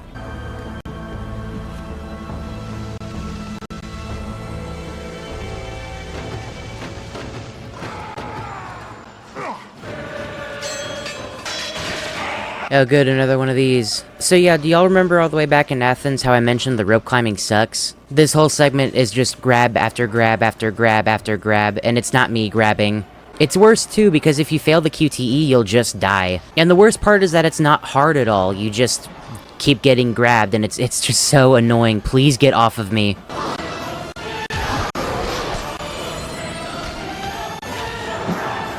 Oh my god, are you serious? All of this looks like the same footage, but I promise you this is all different takes. None of these segments are particularly good, but this one in specific, you can't get more than literally 5 seconds without getting grabbed again. I don't know why they designed it like this is the worst.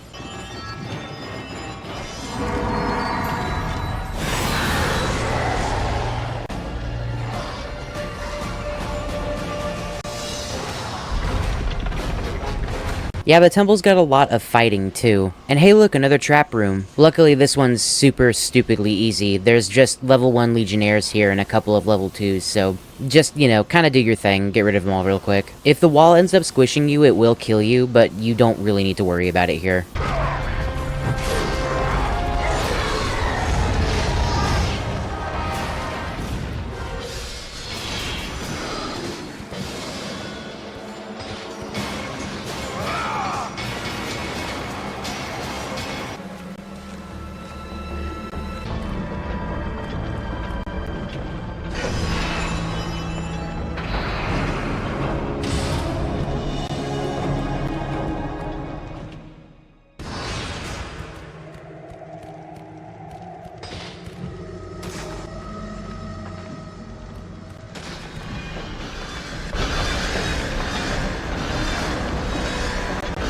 Oh yeah, that's real hospitable.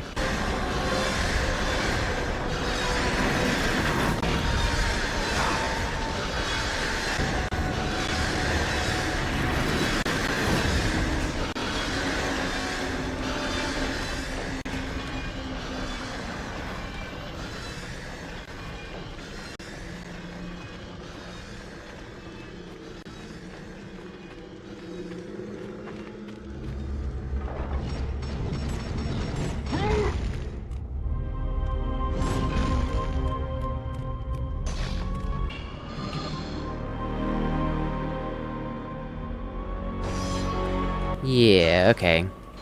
I see where this is going.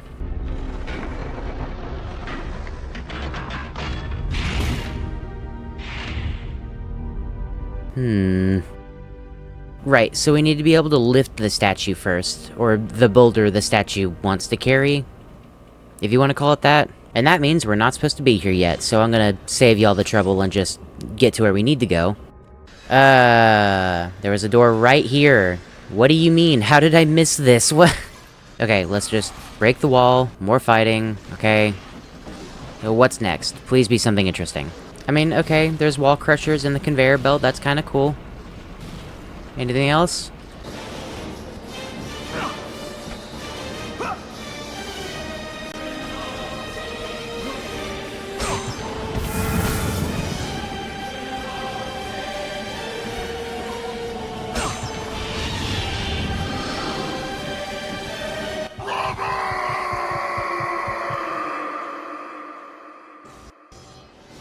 Damn it.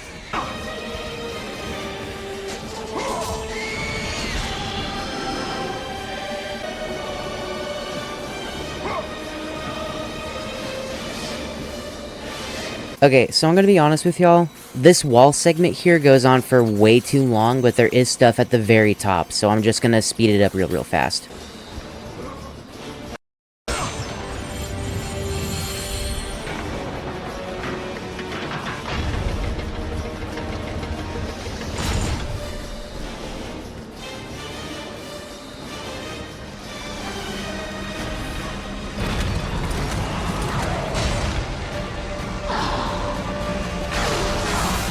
Oh yeah, this room is really mean. I forgot about this one. This is another one of those timed trap rooms, but you wouldn't really know that unless you played this game before. The only hint you would have to this being a trap room is that you can hear clicking in the background. This whole floor is basically one big trap door, and whenever it opens up, it'll kill you, so you gotta kill these enemies really fast. So I guess it means it's time to spam magic.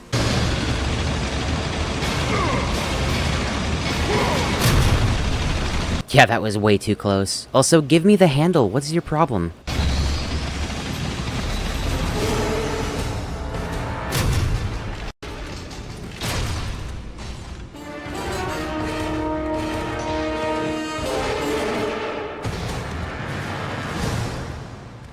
Okay, I'll meet y'all back at the Atlas puzzle, I guess.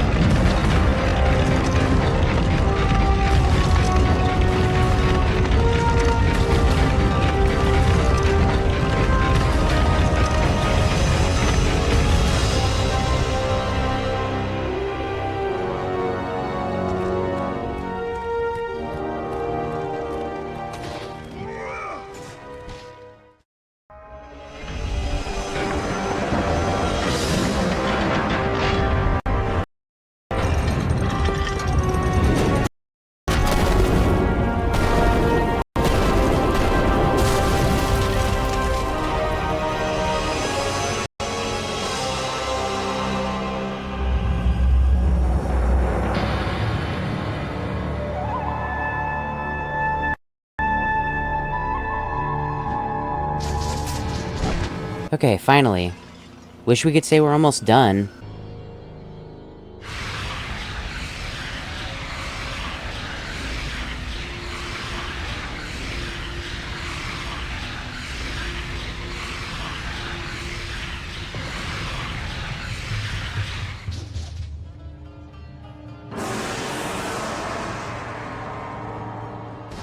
Oh yeah, so that's an interesting thing about the Blade of Artemis. You actually start with its entire moveset unlocked. You don't need to upgrade it to get more moves. Upgrading it only increases the power, which I mean is good, but if you ask me, it probably should have started with a little bit more damage. That's just me though. And like I said, I have issues with this weapon in general. Which is still weird to say. In general, I'm a pretty big fan of greatswords. I wish this one wasn't so meh.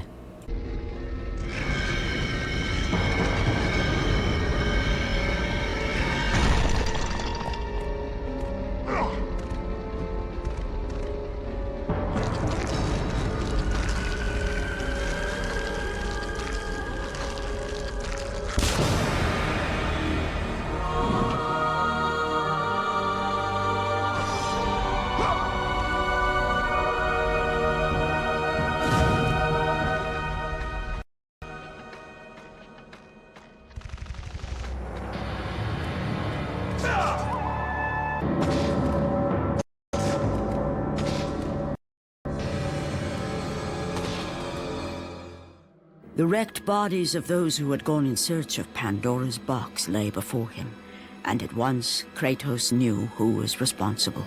For this was not the first time he'd seen the ruin Ares and his minions had left in their wake.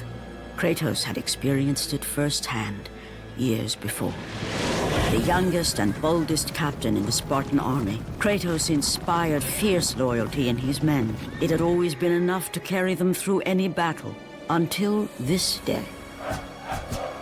The barbarians to the east numbered in the thousands, and descended on the Spartans without mercy.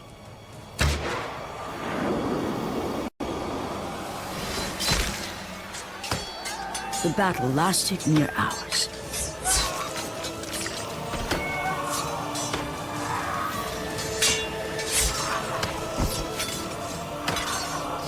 The discipline and training of the Spartans did little to stem the tide of the merciless barbarians.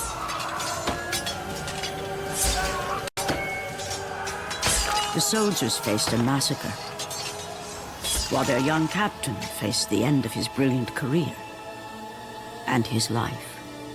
But to Kratos, victory was worth any price, even his soul. Ares! Destroy my enemies, and my life is yours.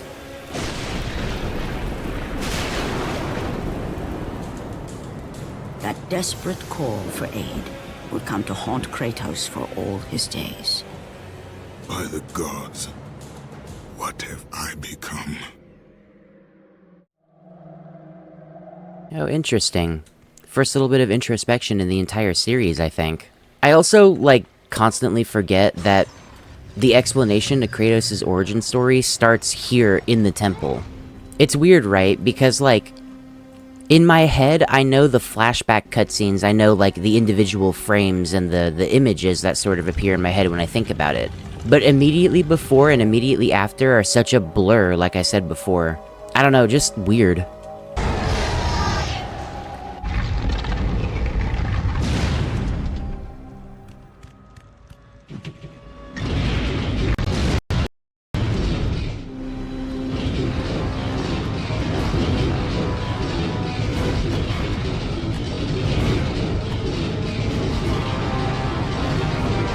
Right, so I guess we're just gonna go ahead and follow behind this thing real slowly.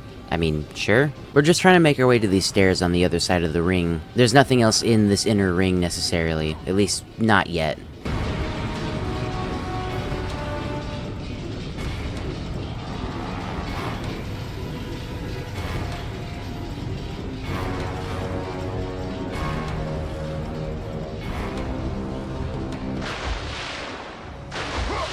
So we actually have another puzzle in this room, but you wouldn't think that immediately. Because of these barriers in the way, I guess, or these railings, whatever you want to call them, we can't reach that ladder. So instead, we have to use the giant stone trap roly thingy. Basically, we just have to platform on that like we're doing the weird water log rolling sport, the Canadian one. Also, I just thought about something too. It's kind of weird that this isn't the last time I'm going to mention that sport in our TLG.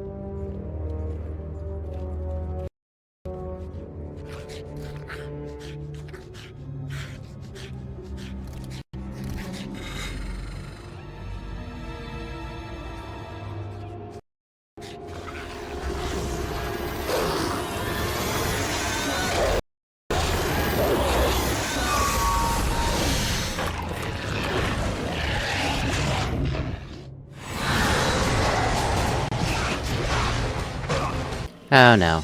Okay, so, Cerberus may or may not be the most dangerous enemy in the entire game, but it's not because of the Cerberus itself. A lone Cerberus is really not that much to write home about. They have a decent amount of health, they hit pretty hard, and they have a couple of ranged attacks. The issue, instead, comes from the Cerberus puppies. Cerberus pups are relatively pathetic, all things considered. Their attacks almost never do that much damage, they do have one little ranged attack. But most crucially, a Cerberus pup within a couple of minutes will grow into a full-size Cerberus. And there's not a limit on how many can grow up. If all of these ones on screen turn into a full-size Cerberus, then you may as well restart. It's just too many high-damage, high-health enemies on screen in one area at one time. My best recommendation in any scenario where you see anything Cerberus-related is that if you see a Cerberus puppy, aim for that immediately. You do not want that thing growing up. Odds are, there will be more than one puppy running around, so use your AoE attacks, specifically Poseidon's Rage, because that does a lot of damage, has good ground coverage, and if you level it up all the way, should be able to kill the entire room. These things can be an utter nightmare if left unchecked, so deal with them immediately when you see them.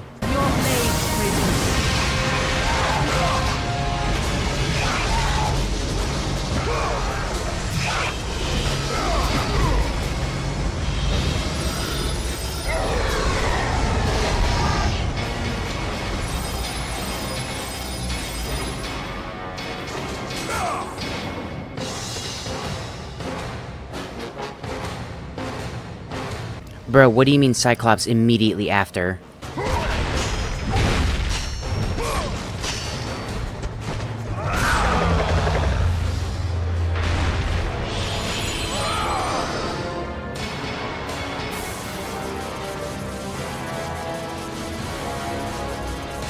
If you're wondering if there's a point to this block at all, not really. You can use it to block the arrows from these archers, but honestly, just run up and hit them. The block isn't used for puzzle solving or getting up to a new area or anything, so just leave it alone.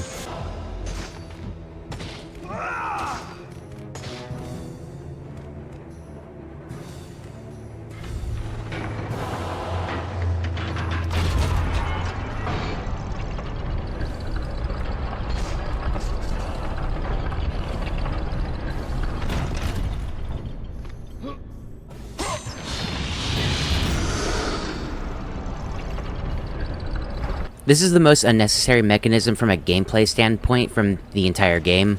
If you wait too long and have the gate come up, those spikes on the ground will kill you, but it's not really any threat at all.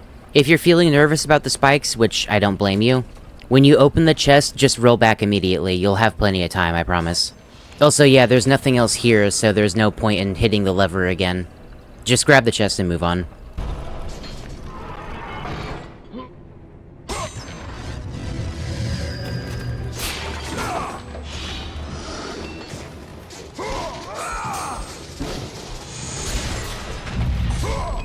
Oh, these guys kind of shadow dropped out of nowhere. These guys are Legionnaire captains. They're basically super Legionnaires. The only thing really different about them is that they like to block a lot of your attacks and they have their own parry mechanic. Also a grab attack. They're not like a huge deal or anything, just pay attention to them and make sure that you're not hitting their block several times in a row, else they will immediately parry you.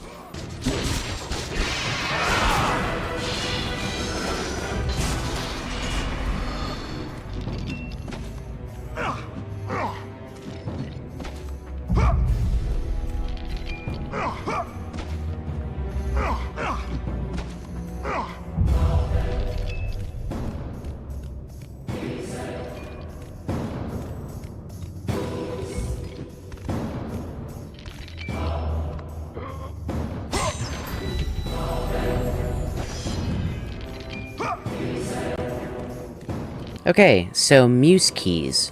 These two, technically 4 keys, are basically your final barrier to get your bar stats maxed out completely.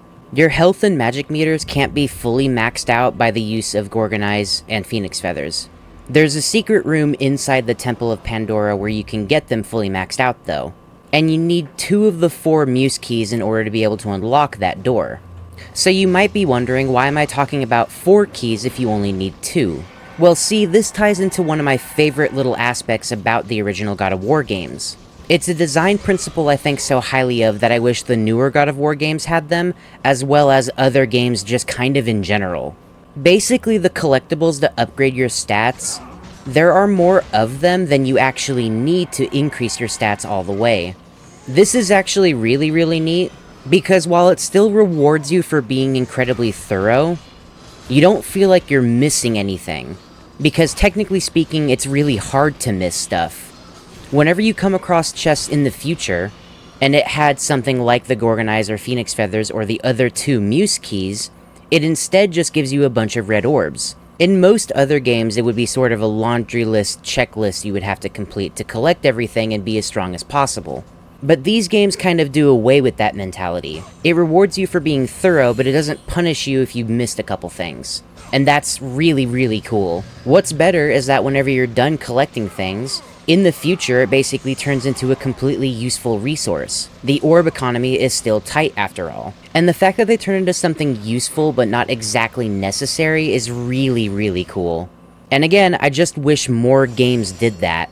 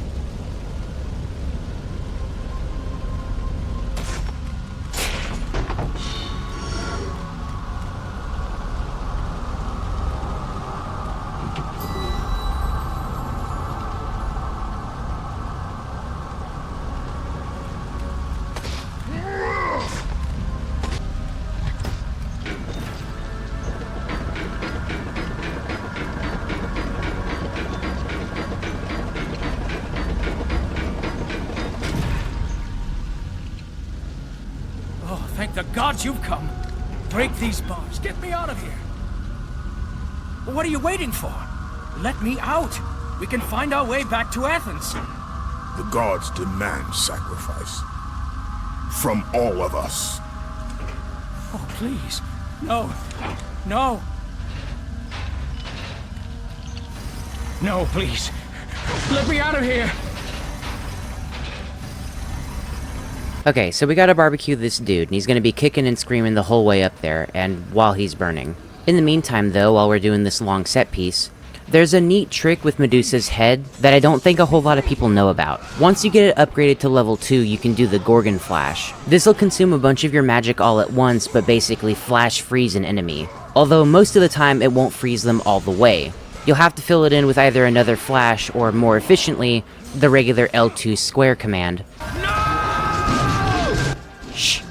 So what you can end up doing, especially on the enemies that are a lot harder to freeze, is basically start with a flash freeze, and then while you still have the L2 button held, you can roll your thumb over from triangle to square to immediately start continuing the freeze again. There'll be no downtime in between, and it's super efficient for getting enemies frozen. It also works vice versa too. You can get them frozen little ways and then kind of do a finishing touch with a flash freeze at the end. It's kind of nice. Please! Please! I'm begging you on your humanity. Don't do this! Please!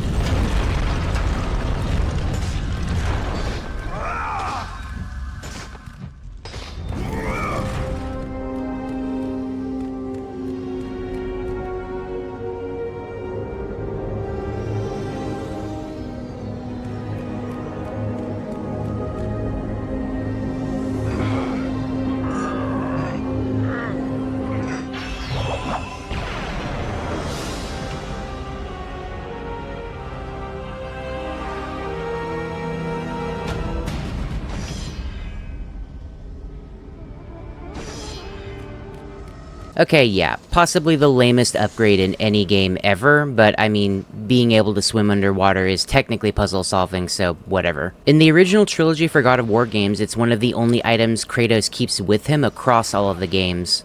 So you only have to collect it one time right here. This next sentence is only going to make sense if you played the rest of these games, but I find it really weird that the Blade of Olympus or the River Styx didn't drain the power out of the trident or anything. Like, out of all the things, it just decided to leave that alone. Both of them. Video games, I guess.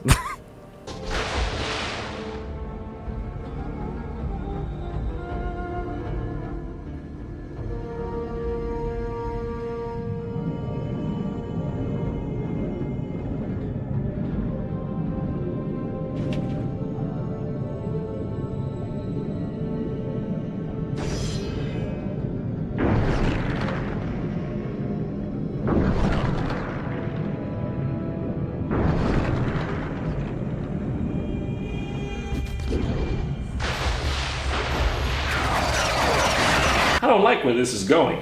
Stop! Stop! No, no! Please, lady, you don't understand. You don't know what you're doing here.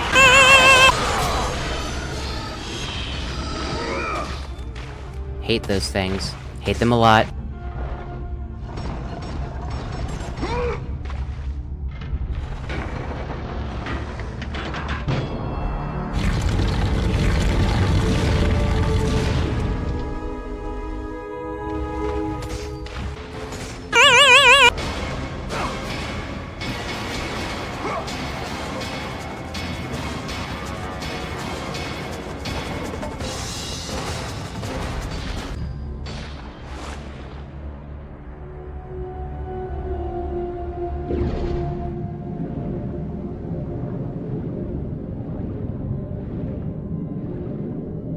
Yeah, so, water. Retrospectively speaking, it's kinda weird that we get access to water controls and water areas so late into the game. The future games in this series are going to better introduce water and sort of weave it in between the gameplay. But here it definitely feels like a weird, almost last-minute inclusion.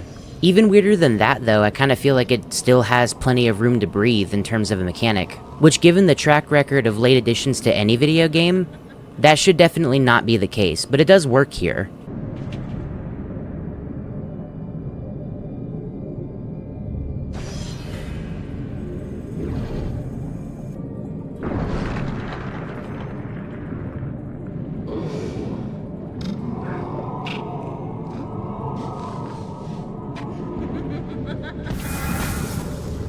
Oh, I mean, weird, but okay.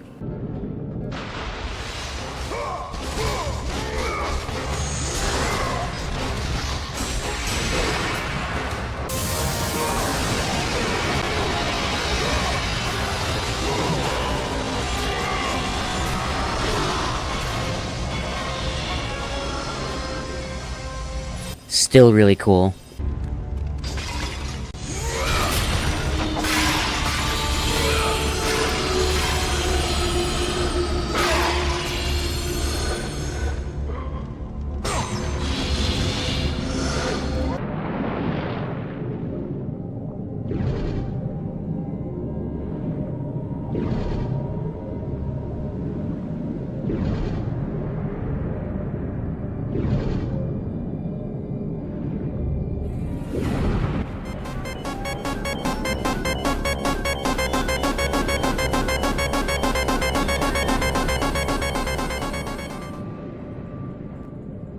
Yeah, I always found that particular trap really harrowing for some reason.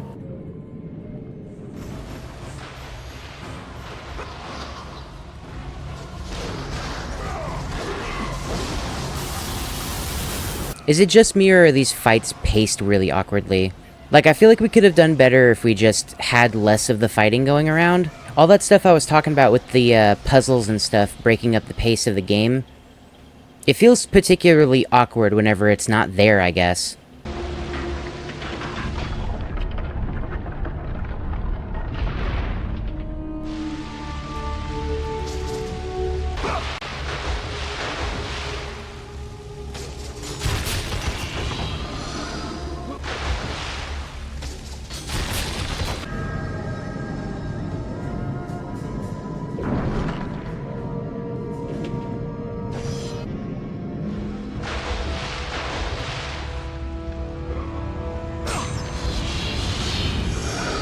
feel like more games need just like a big treasure room.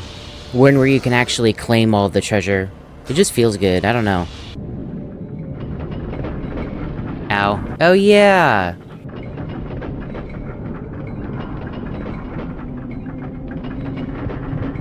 This part sucks.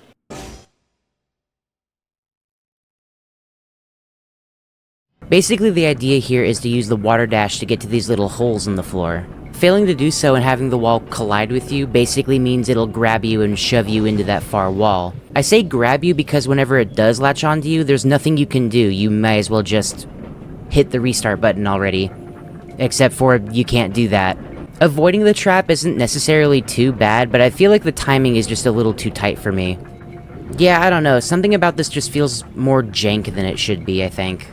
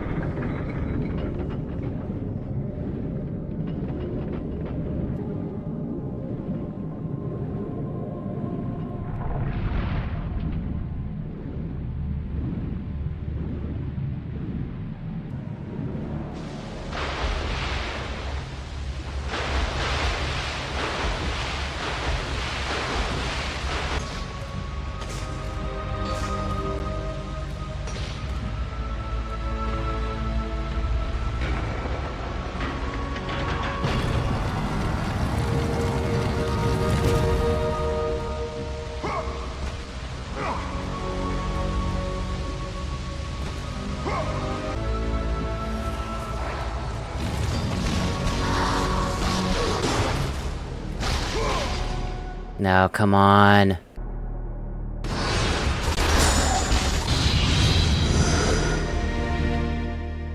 Man, finally. Okay.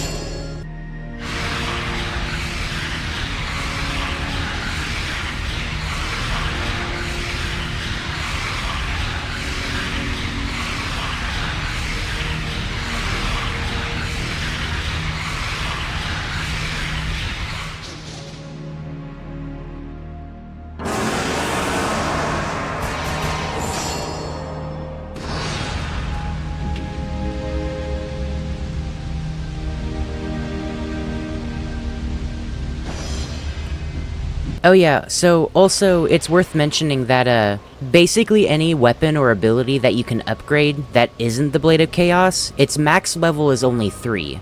The blades can go up to level 5, but everything else just caps out at level 3. I know that that's not super noteworthy, but if you do plan to play this game on your own, then I think that sorta helps to give you an idea of what to go for, how to best plan out your upgrades and stuff.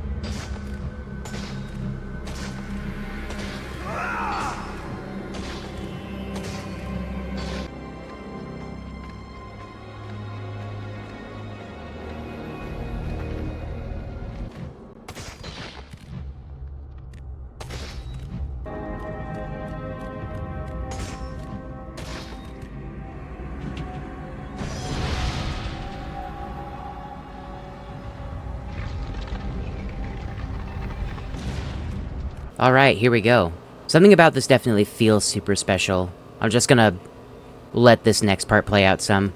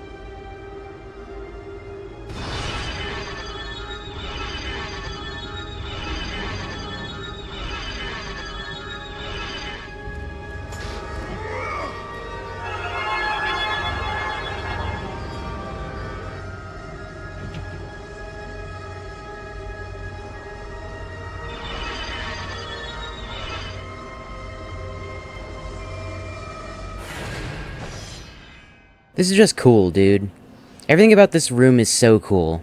Easily one of the high points of the entire temple, for sure.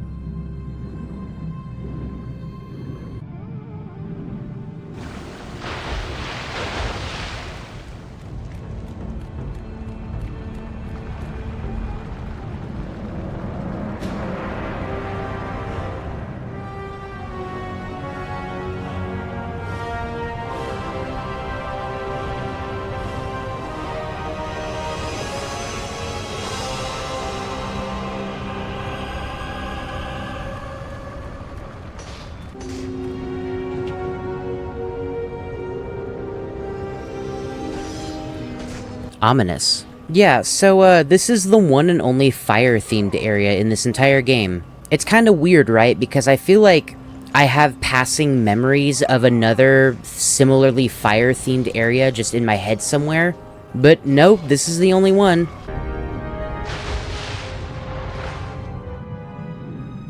Ah yes, I love swimming through Big Red Cream Soda.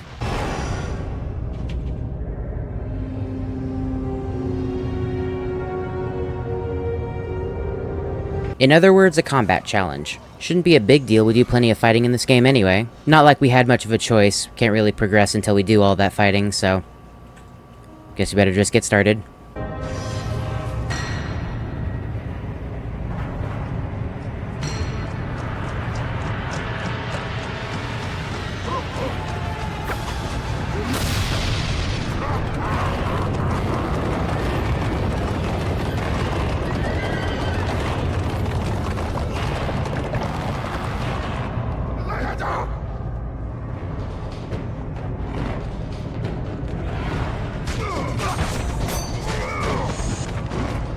So I've literally been pacing around my house trying to figure out what to say for the centaurs, and I think the most notable thing I can say about them is just how not notable they are.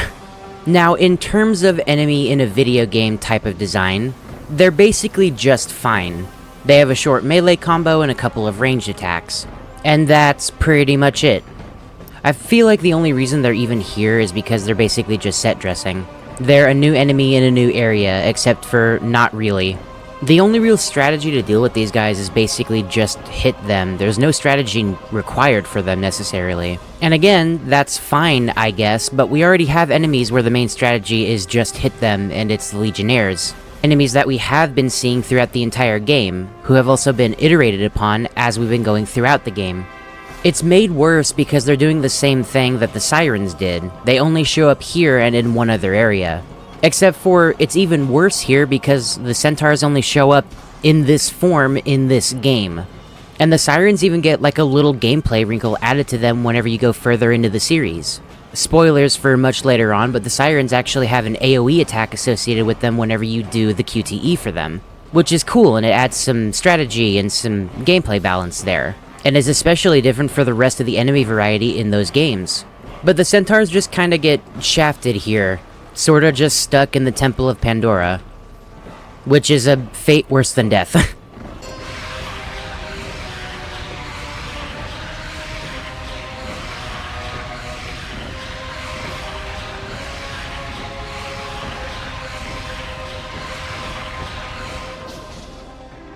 And you know an enemy is boringly designed whenever the area they're in is actually much more interesting. The requirements here for the Challenge of Hades basically needs us to kill the centaurs inside these magical rings. You can see the little flames light up in the little empty circles. And this signifies that you basically killed them in the ring and that you have to complete so many more in order to move on. What might be kinda good to note though is that if you have the resources to spare, this is a pretty okay way to grind for some extra orbs. The one really good thing going for the centaurs is that they drop a lot of orbs when you kill them.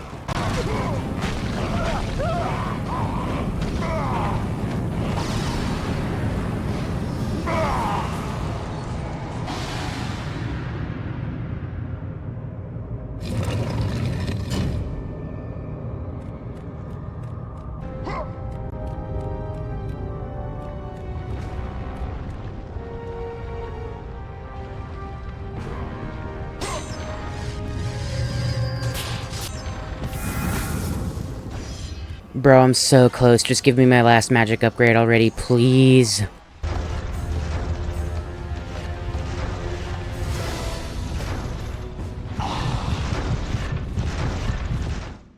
Ow. Ow.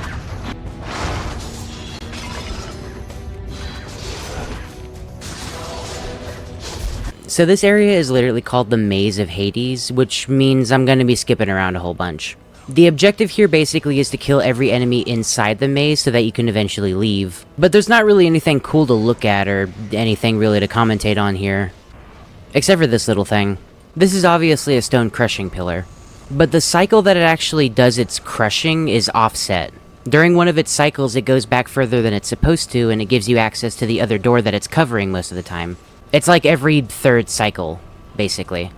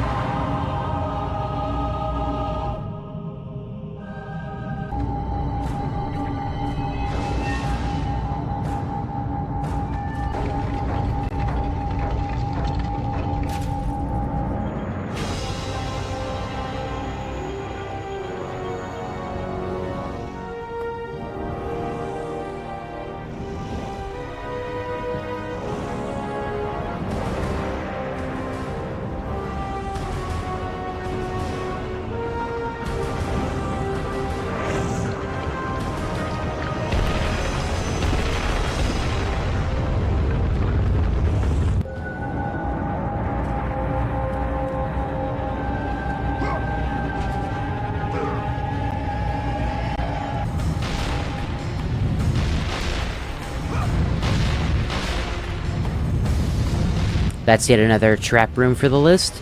So yeah, giant flaming boulders. They're offset, and you can move between wherever they're not currently rolling. What else do I say about this room? There's doors on either side of the hallway. Most of the times they don't have anything, but you can use them as like safe spots, basically. The objective here is to find the correct door to move on. There's like one room with a healing chest in case you need it, and one chest with some red orbs in it, so it's not a big deal and you can just move on.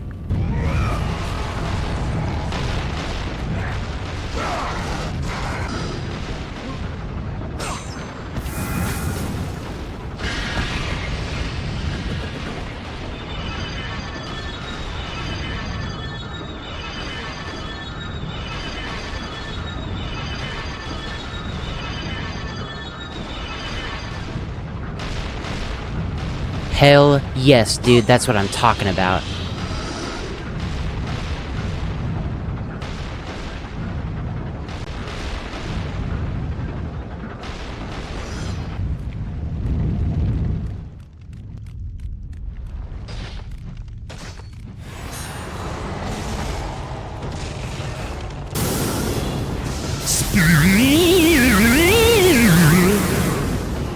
I have been waiting so long to follow up on that joke, y'all have no idea. Oh yay, another one of these. Okay, first things first, head to the other room so you can deal with the archers before you get on the rope. You don't want to be shot at while climbing this thing, trust me. Wait. Oh no. My controller disconnected. That's okay, let's just fix it real quick. Sorry, 1 second. Nope. Still nothing. Okay, there we go. Oh, motherfuck. It's fine. We'll just do it again. No controller issues this time. Why did it have to be then? That's just the worst possible point to have a controller disconnect issue. Okay, another combat arena, fighting, and more fighting. Can we be done with this already? I'm getting really, really tired of this area.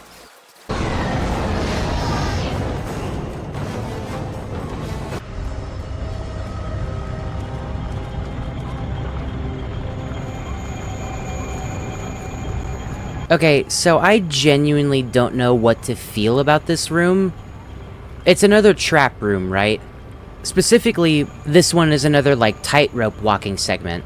But the fall here this time is lethal if you do decide to fall. I say this side, but you'll fall by accident. And more often than you would like to. What's cool on paper about this room is that because you're just tightrope walking, if you think you can make a certain jump to skip, like a certain segment or cut a corner somewhere, you have that ability to do so. The problem for me specifically is that I kind of botched a lot of these jumps, and it basically made it to where I had to redo this room several times. It could just be me being bad at the room, but I think it might have been way cooler if this room was maybe just a little bit shorter. Is that potentially copium? Yes, I don't care, this room made me mad.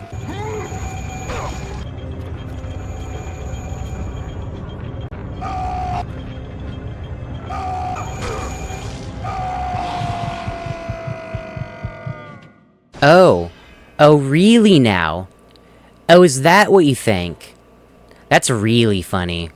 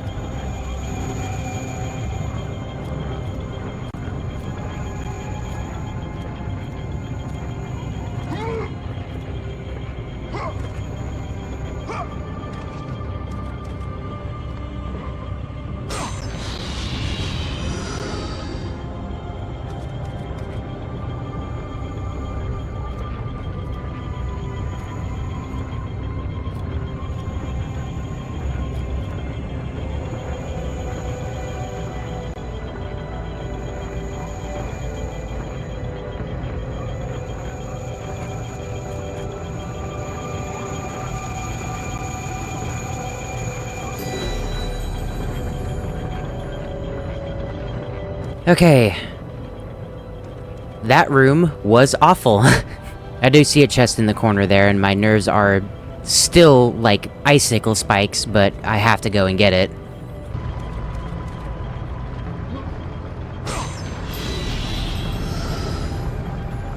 Also, yeah, if you hear that noise whenever you open an unmarked chest from now on, it means it used to be a Muse key, but you already collected 2 of the 4.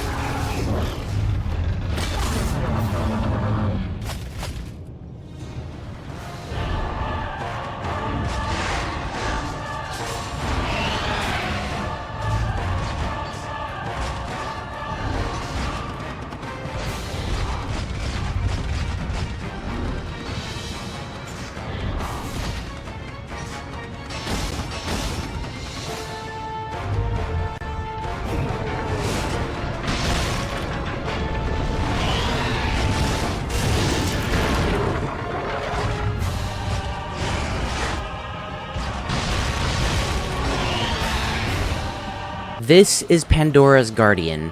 Once again, this is only our second boss in the entire game. And spoilers, in case you forgot, there's only 3 in the entire game. This fight is really cool though. Not only is a giant armored minotaur like really cool as a design concept, it's also, by all technicalities, a puzzle boss fight. The objective here basically is to whittle down the minotaur to where you can get it tired. It'll stagger back to the end of the room and then you unleash the ballista on it, fires a shot into the dude and breaks some of his armor. My only real slight issue with this boss fight is that it just kind of goes on for a little too long. By nature of the game only having 3 boss fights, this is technically the endurance boss fight. It's not like the Minotaur has a whole lot of health, but having to break its armor 3 times in a row definitely pads out this boss fight kind of a lot. It is here where I give actual credit to the Blade of Artemis. It is a power weapon, and the Minotaur is simple enough to learn and dodge that you can use it to speed up the boss fight by quite a bit. Is it entirely necessary for the boss fight? No, but I wouldn't want it to be either. I said before I was coming up for excuses to even use the thing, and this is a pretty good excuse for it.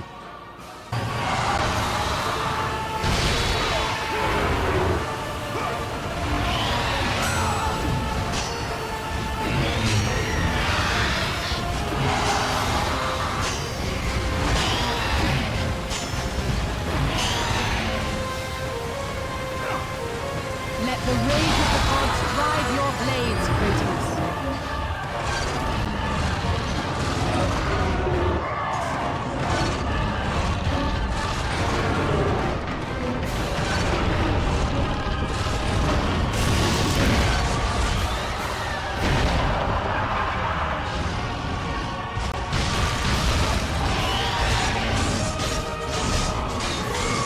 So also because I forgot to mention it and we're not going to have too many times to say it again later, whenever it comes to the rotation-based QTEs, I've heard an awful lot of people struggling with them. It's like something, it doesn't detect my input, something. And I have noticed that, especially sometimes whenever I go to do it, but the truth is that if you're going for the rotations, its detection for actually being able to do the rotations is a little bit wider than you think it is. I know that sentence doesn't sound like anything at all, but basically just keep it in your head to overcorrect for whatever circle or half circle you're making. Like I said, we're not going to see too many of these QTEs in this game, especially considering how far into it we are now, but they do show up in all of the rest of the games going forward. But that general rule of thumb does apply still. So just keep it in mind if you're struggling with it.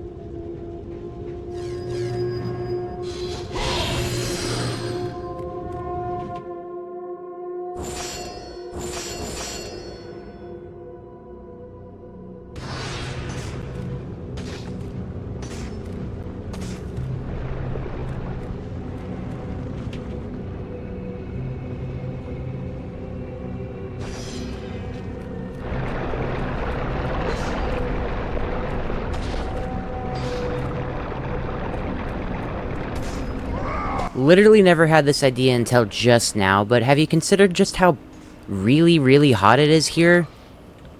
Like, surely it has to be uncomfortably warm here, right?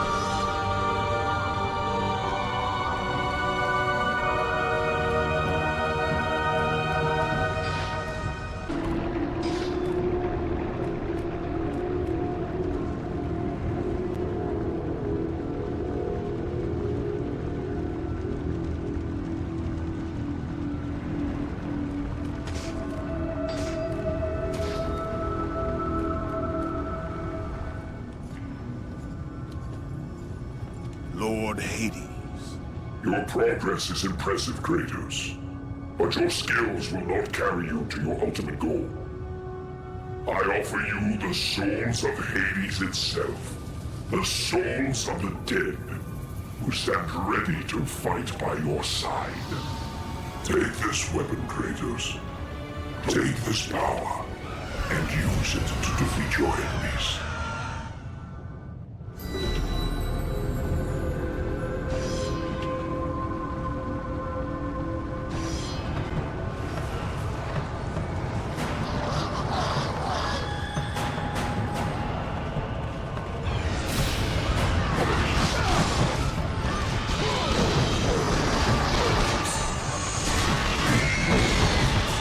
And with that, we finally have our final magic ability.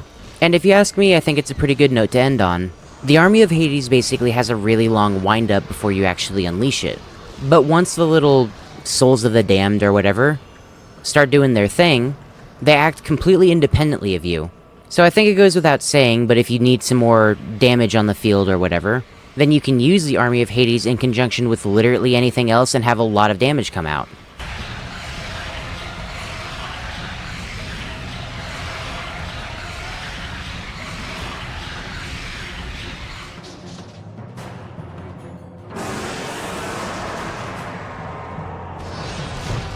The one and only real caveat that I'll mention, though, is that the Army of Hades is extremely expensive. Part of me wants to say it's so expensive that if you don't have like a fully maxed out magic bar, then they're almost not worth using. That's just me, though. I do think that they are still really good. Go forth in the name of Olympus.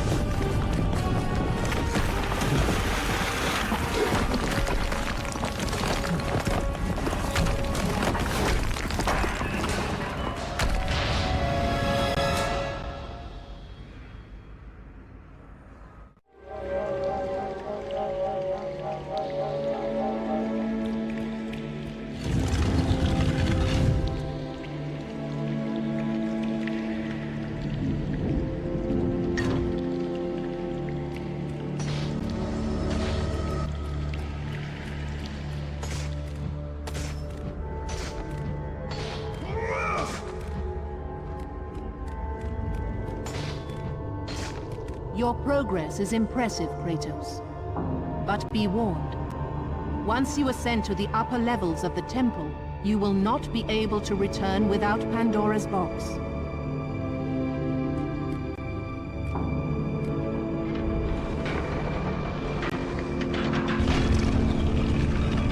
As Kratos rose through the massive temple constructed to guard Pandora's box, he realized it was a monument not only to the gods of Olympus, but to the madness of the warrior who had designed it. He'd conquered the lower floors of Pandora's temple, but what lay in wait above would test even the greatest warrior.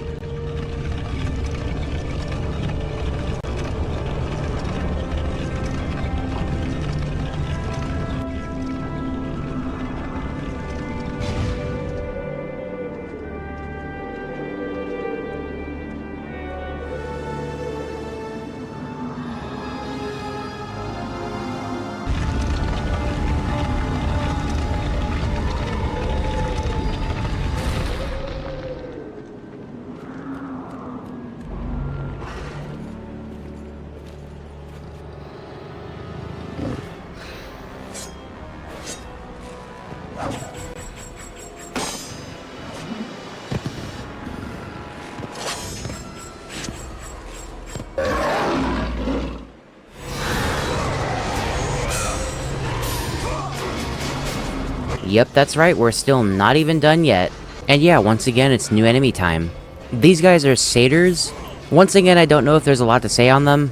I tend to think of them as basically the super legionnaires. Like how the legionnaire captains are souped up versions of the legionnaires. The satyrs are like souped up versions of the captains. They can block, they can parry, they're evasive now. And they also like to spam their grab attack, which might just be a me problem, but I don't know, I find myself being grabbed by them a lot. Also, weirdly, they're the only enemy in the game that doesn't have any QTEs associated with them at all, and I don't know why.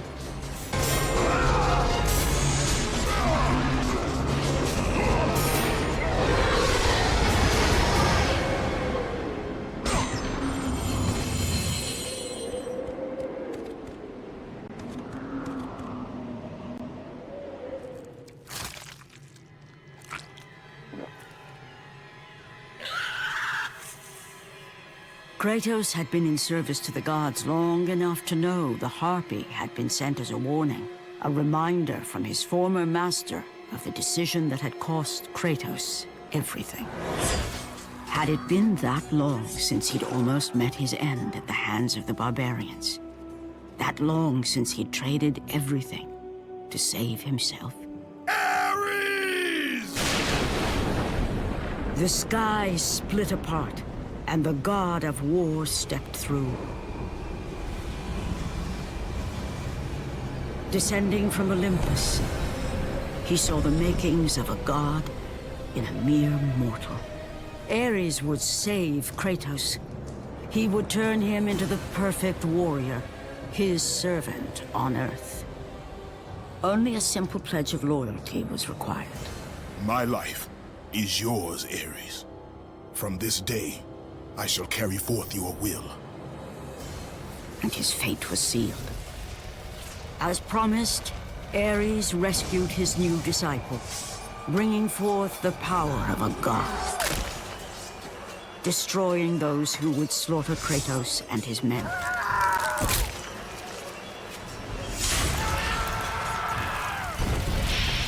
As for Kratos, no mere sword and shield would befit the newest servant of the god of war.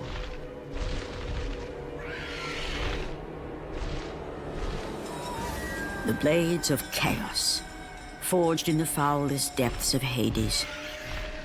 Once attached, the chains remained so, chained and seared to the flesh, a part of the bearer's body, a permanent reminder of Kratos' pledge.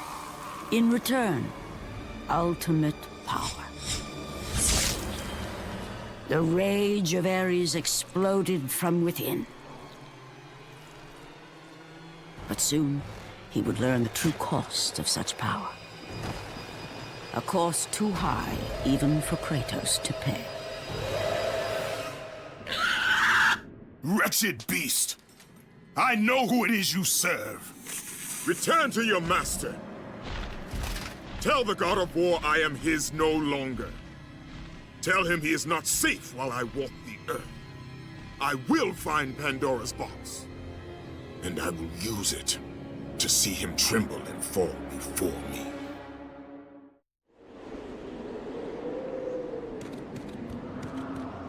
Really, really hope that's the last sensor I have to use.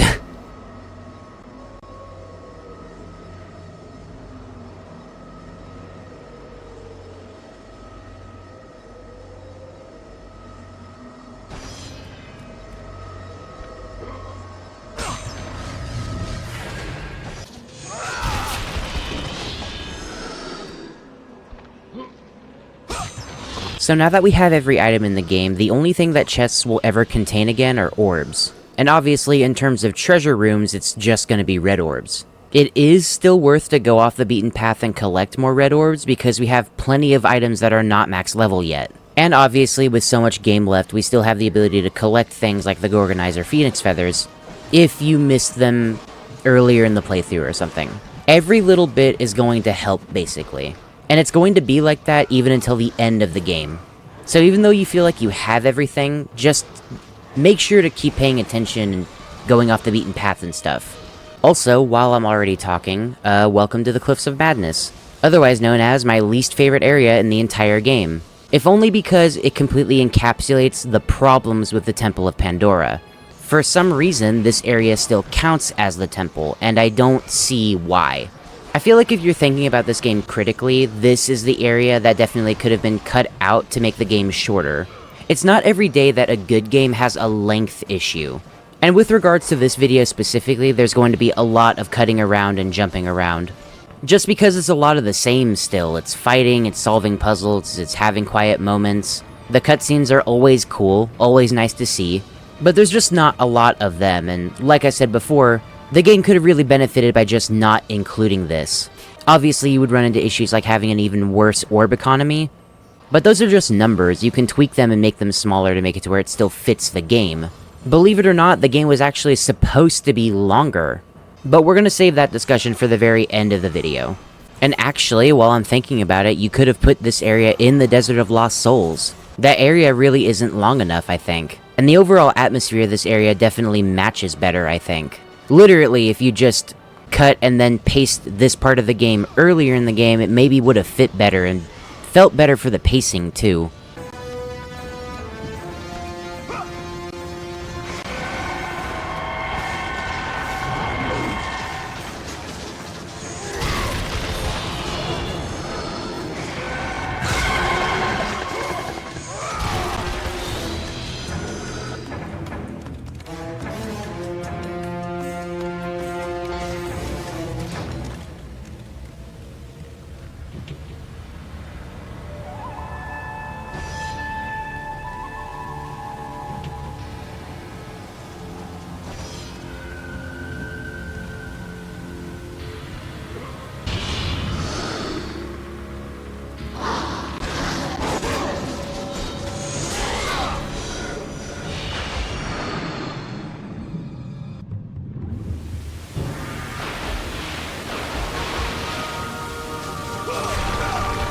Now this is what I'm talking about. Look at how many orbs you get in this room.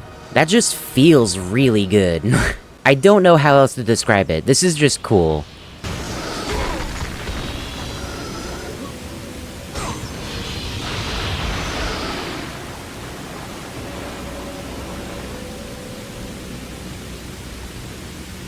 I know this is just a video game thing, but let me lower the ladder. There is no reason Kratos would not be able to just lower that thing. I understand it's video gamey stuff, that's why Kratos seemingly struggles to open a chest, it's for the video game feel, the video gaminess, whatever. It doesn't mean that not being able to access the ladder is stupid, though. Oh my god, it's finally time for level 5 blades.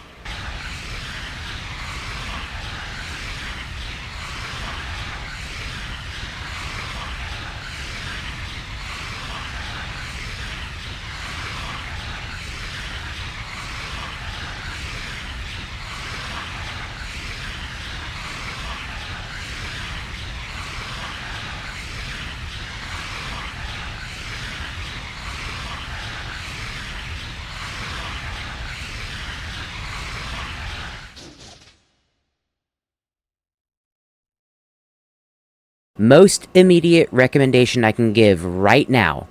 Do not sleep on this ability. Infinite magic is insane. Also, yeah, from now on I'm gonna cut down on the level up animations because they're getting, like, incomprehensibly long now.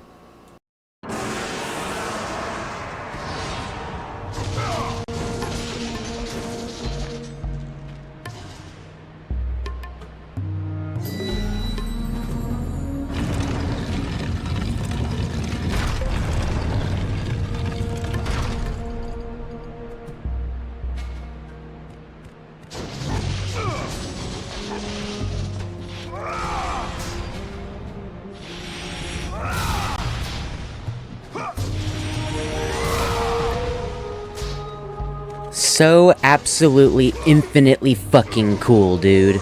And they're nice and red now. Talk about a cherry on top.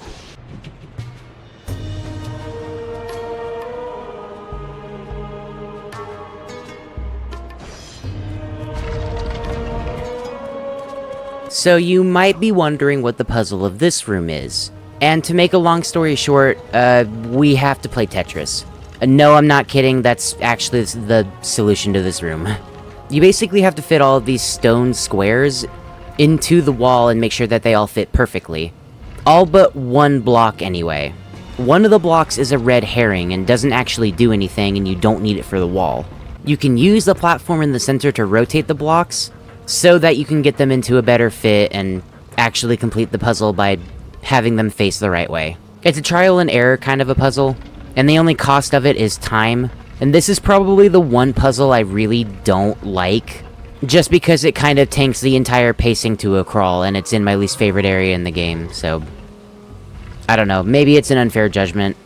I could find infinite amount of things to say about why I don't like this puzzle, but it's lumped in with my least favorite area of the game, so I'll stop bullying it now.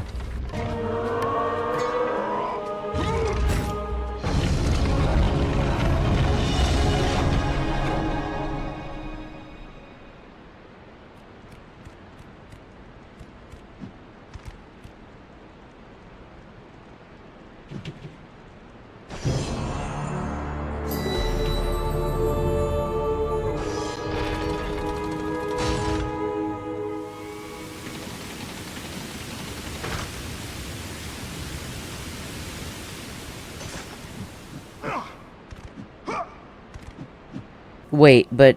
oh no. How do I get up there? This one little block is not going to be enough to do it. Oh. I had to use the Tetris pieces as a platform to get up to that ledge. Hold on, I'll be right back.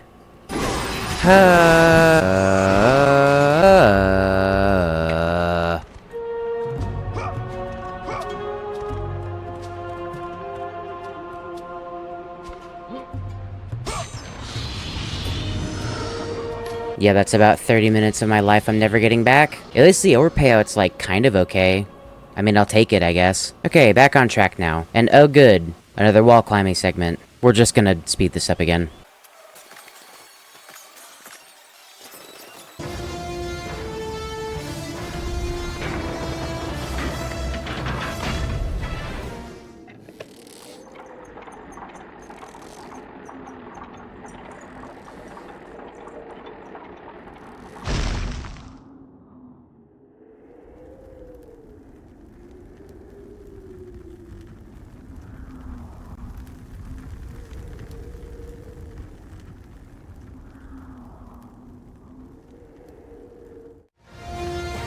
Okay, cool, once more.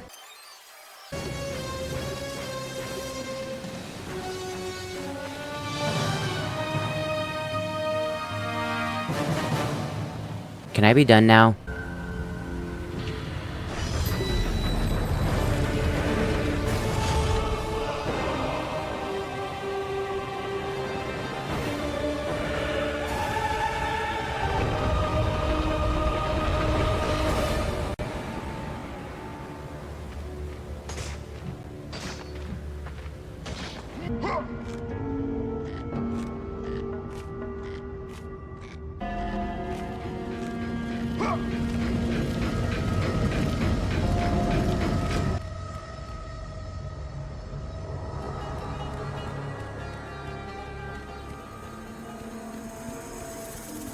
You know, something strikes me odd about this room. I can't quite tell what, though. Certainly not the bodies or the holes in the floor with spikes in them. Oh yeah, there we go. Easy enough puzzle room. Push the block to the end of the hallway. Don't die like I did. Moving on.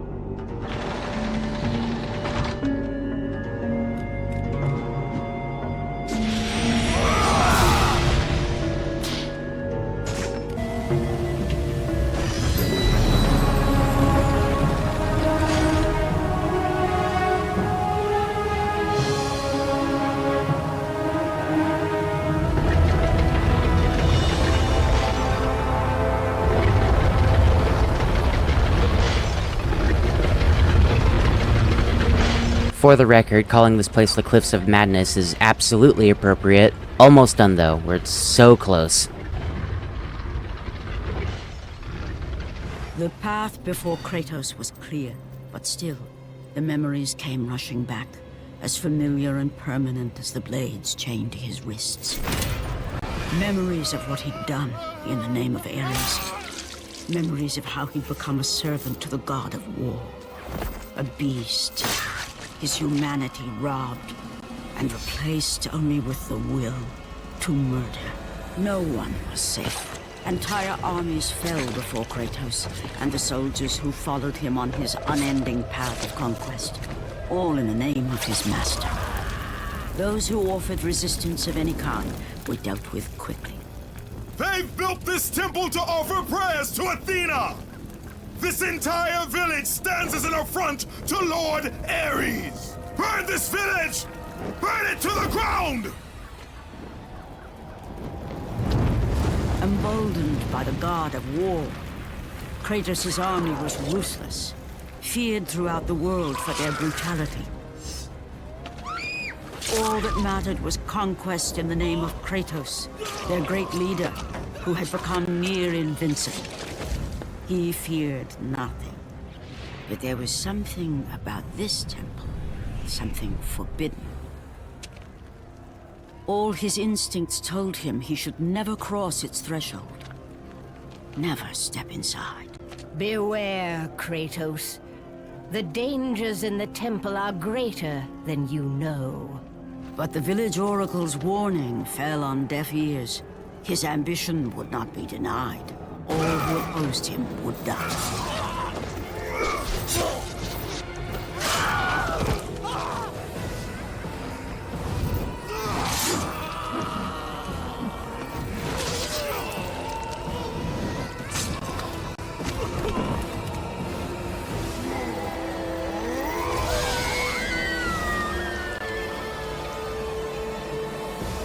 In that instant, the glory he had reveled in turned to horror. The image of his two final victims would stay with him for all his days.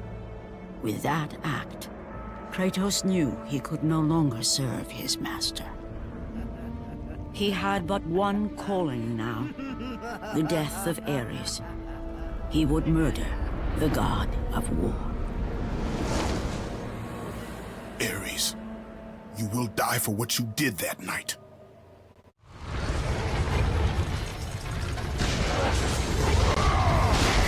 And there it is, the inciting incident that started everything for this character. I'll have more to say on Kratos' story at the end of the video, but I'll start off with addressing something right now. I've seen a lot of people saying that Kratos didn't become a deep character until the Norse saga of games, which if you ask me is just completely untrue. Kratos has always been a deeply tragic character since the moment we were able to control him. He also happens to be Greek. I wonder if there's a term for a Greek character who also happens to be tragic. It's just a thing. It's always been a thing for this character to have the story that he has. It means that for us as players of this series, We always had some amount of rooting for the guy. Despite him being a monster and a bastard, single-minded in his judgment and his want for destruction, there's still a reason people like Kratos. In any other story, he would be the villain, basically. But there are aspects of his personal life that bleed through into these games all the time. And it's those parts in which we feel really sorry for the guy. They actually give us the reason to sympathize with this character. And that's cool. I always thought that was an aspect of these original 3 games that was handled really, really well. Now, with that being said, I'll mention more of his story whenever we get to the end of this series, but for now, we're just gonna let this rest for a minute.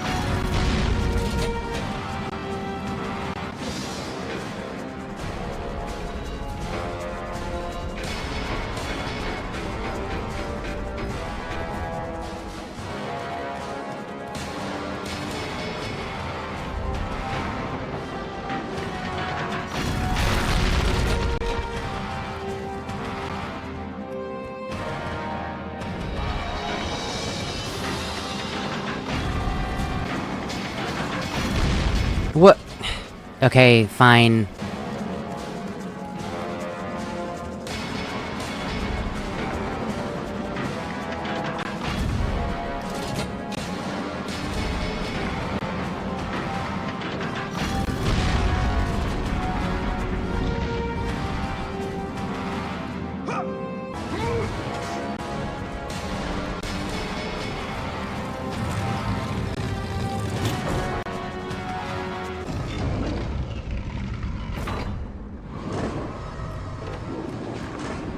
So, like, does this technically count as a boss fight?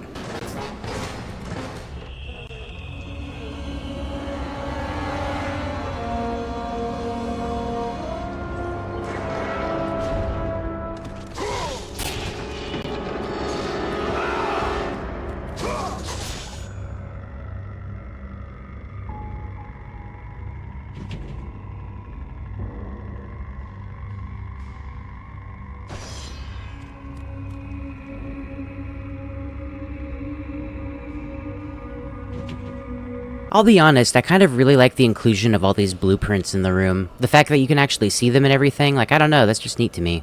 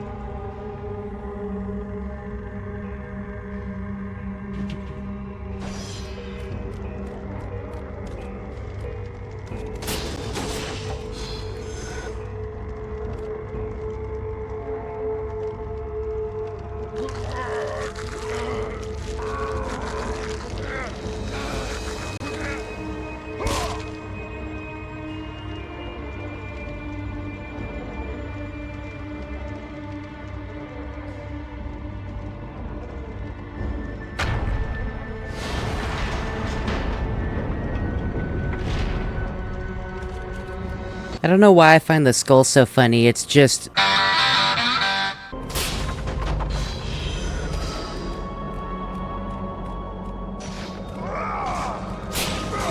Okay, we have one more room before we're well and truly out of here. But before that, I have to just mention something kinda weird about the entire Cliffs of Madness area. I never realized until making this video that I had the area missequenced in my head really badly. Like, it's to the point where whenever I was going back through the footage, I thought I just didn't record this segment, or that I missequenced the individual video files for this series or something.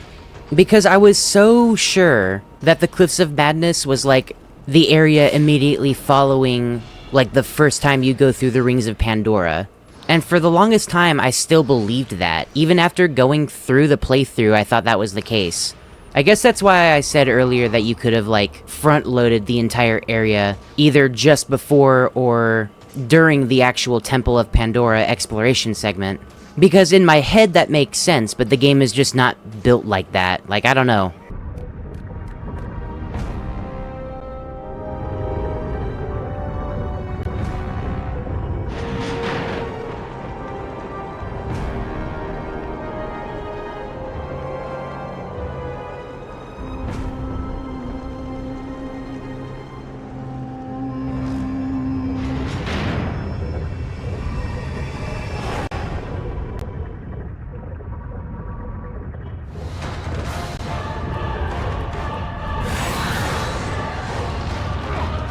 So, this is their last bastion, huh? Do I even need to say anything about this? Look, I'm so tired of complaining about this stupid area. It's an endurance battle where there's way too many harpies and not enough archers doing their thing, trying to get you to get basically crushed by these giant rolly things at the end of the hallway, whatever. What's super weird about this encounter, though, is that if you're on the safe platforms for too long, these fire jets will just kind of, you know, flamethrower you. Which isn't weird by itself, except for some reason, the flamethrowers are instant kill, whereas the rollers just do some damage to you. What? What? Okay.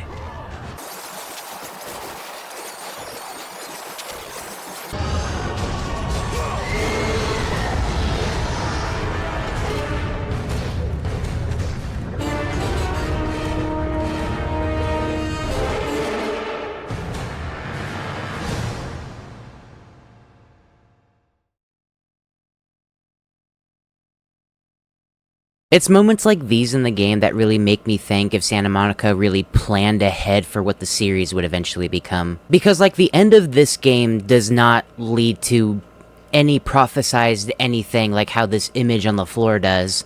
Did this one image inspire the second game? I don't know.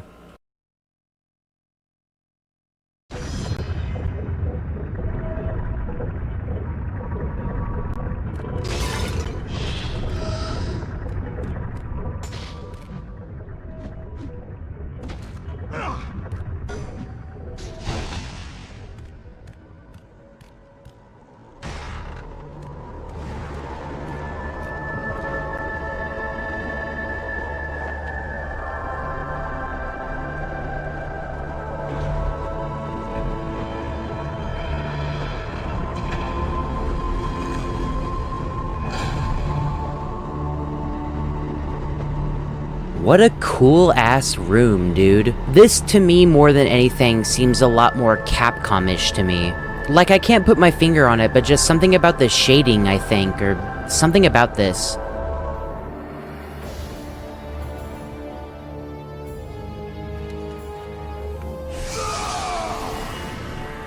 Kratos, your quest is at an end.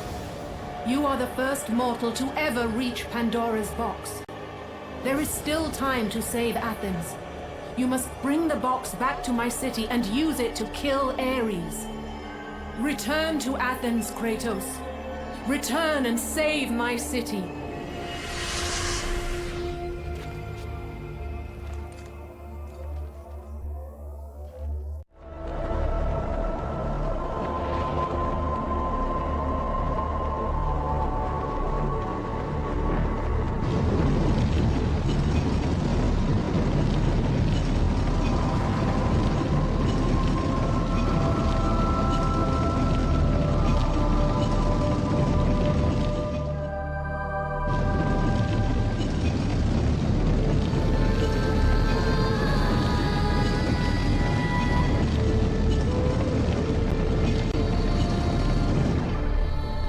I do not care if I have to drag this box all the way back to Athens. Get me the fuck out of here. I really like Kratos' expression here, though. It's like, fucking, really? I mean, okay, I guess. I really like how they actually make you drag it. That's so fucking funny.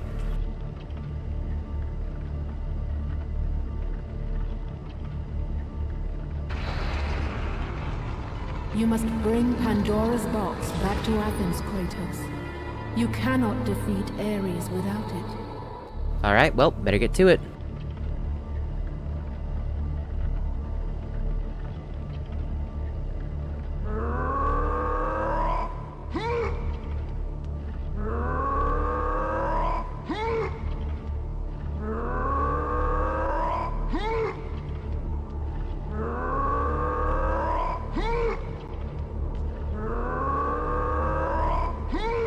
After 1,000 years, Pandora's box was at last freed of its confines.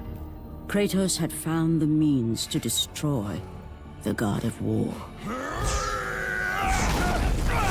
Far away in Athens, Ares knew Kratos had succeeded in his quest.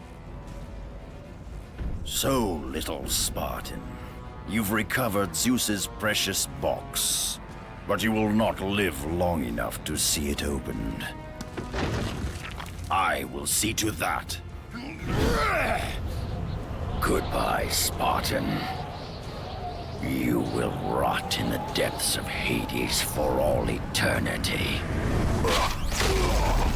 As the life began to leave Kratos, his thoughts returned to that fateful night. Even in death, the memories, the visions would not fade. For how could he forget spilling the blood of his own family? A cruel trick orchestrated by the god of war. My wife, my child, how? They were left in Sparta. You are becoming all I'd hoped you'd be, Kratos. Now, with your wife and child dead, nothing will hold you back. You'll become even stronger. You will become death itself. But as the flames consumed the temple, Kratos realized his true enemy was the god who once saved his life. The same god who had now taken everything from him. Ares!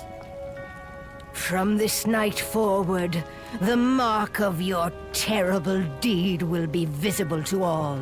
The ashes of your wife and child will remain fastened to your skin, never to be removed. And with that curse, all would know him for the beast he had become. His skin white with the ash of his dead family. The ghost of Sparta had been born. In the end, in death, he had failed. As the minions of Ares claimed Pandora's box, Kratos' life faded, and his cursed soul was cast into the fires of Hades. And Kratos fell into the underworld, the river Styx beckoning below, the currents strong enough to carry even the strongest mortal to his eternal resting place. But Kratos had no intention of resting yet. He intended to live, to return to Earth and complete his quest. Let go, fool! You won't drag me down to that cursed river! There is a task left for me above. I will see it completed. You again?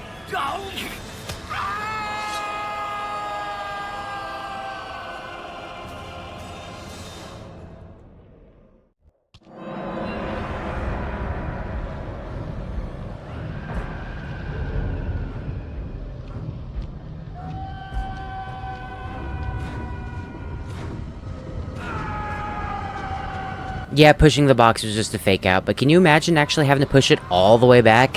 I'm sure that was discussed in the design board somewhere, right? Like at least as a joke? You want to talk about really bad padding? Man, that would have been the worst. So yeah, anyways. Welcome to hell! Nope, still wrong game, can't do that yet. It's weird though, because like in Devil May Cry, it seems like the underworld is just never consistent in any of the games in their respective series, whether it be God of War or DMC, and I don't get it. My justification is that because it's hell, it can look like whatever it wants, I guess, and that helps me sleep at night, but I don't know, it's still weird.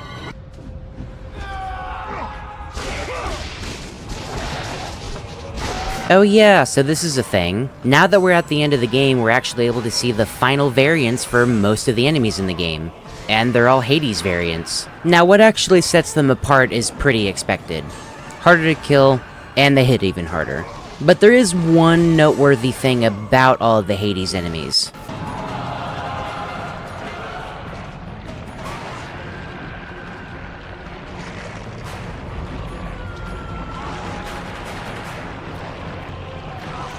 The underworld is just really, really cool, dude.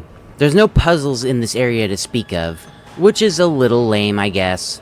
But instead, it's mostly combat challenges, because of course there are, and then also these really tough-as-nails platforming segments. It's a pretty common consensus to say that this particular segment lasts a little too long. This one here with the spinning tightrope segment, but also another similarly themed platforming segment later on that also might last just a little too long. But personally, I don't really have any complaints with it. I get why people don't like it, but at the same time, I don't know, I think it's really cool. And you really can't beat the visual design here. The team working on this game spent a lot of time considering the proper usage of color for any given environment. And if you've been paying attention to that sort of thing, then you might notice that there's very, very little harsh colors pretty much anywhere in the entire game except for here. I think it goes a long way for giving this area its own identity. It's appropriately harsh and daunting looking, and that's really, really cool. It's also like an especially big paradigm shift compared to the entire temple just before now. The oversaturations of browns and blues in that previous area can kind of make your eyes start to glaze over. But comparatively, this area is kind of sensory overload, and I sort of love it for that. Once again, with the sort of bias thing that I have. But personally, I think the underworld in this game is possibly the coolest. Like, yeah, there's not much of an environment here, but the sheer drop giving way to the sense of scale for how far down you would be able to fall? Well, God of War is kind of known for the scale thing. And again, I just think it's really cool.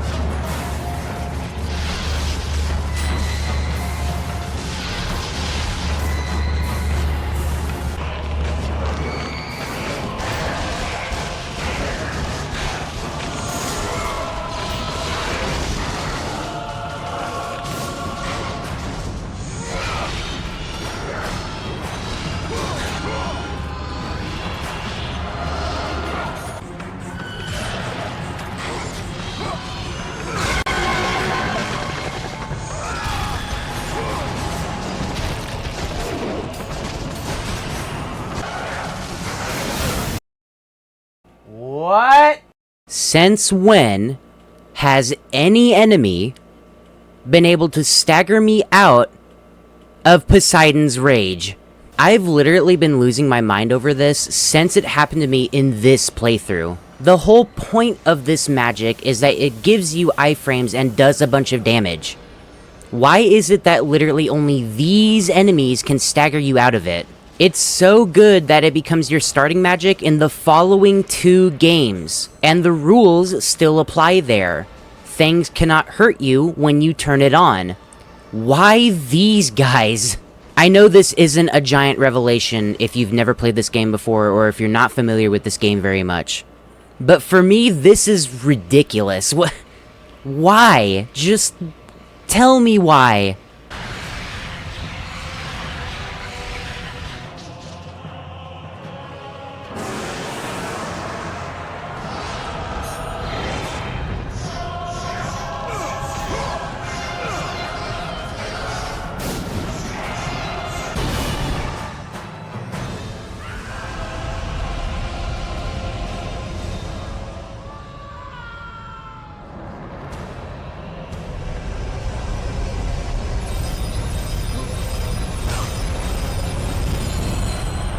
And yeah, here's the other thing that people don't like about this area. I will concede that this giant bladed tower thing is a little bit of a nightmare. It's made particularly bad because the hitbox for Kratos is kind of spotty, and I don't know if you would call this precision platforming, but the hitbox is not precise necessarily. What's worse is that if you're hit anywhere on Kratos, then the stagger will end up resulting you falling all the way back down the tower. It's arguably more insulting than just outright dying from it, because you just have to hang your head in shame and climb all the way back up the tower again. Also, I forgot until just now, but while you're falling, more than one blade can hit you. So you can end up losing a lot of health this way. At least it's several pretty long towers and not one gigantically huge tower. This means you technically have checkpoints, and that's not as bad. Also, fuck yeah, first try!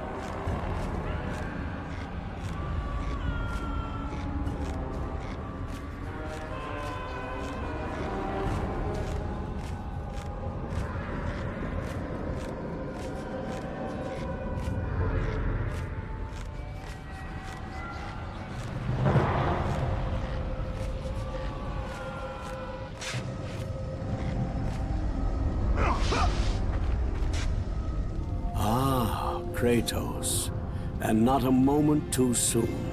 I only finished digging just a moment ago. Who are you? Now that is an interesting question. But for now, you must hurry. Athens needs you. But how did you know I would... Athena isn't the only god keeping watch on you, Spartan. Complete your task, Kratos, and the gods will forgive your sins.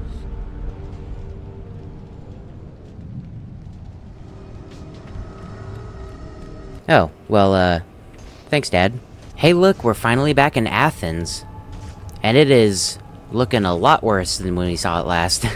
And similarly interesting, all the enemies are their previous iterations. As in, all the enemies' variants that we were fighting back in Athens. Definitely an interesting choice for a last bastion for Ares. But gameplay-wise, this seems less like a final challenge and test of your abilities, and much more just like a power trip. We are amped up and ready to go. Let's finish this.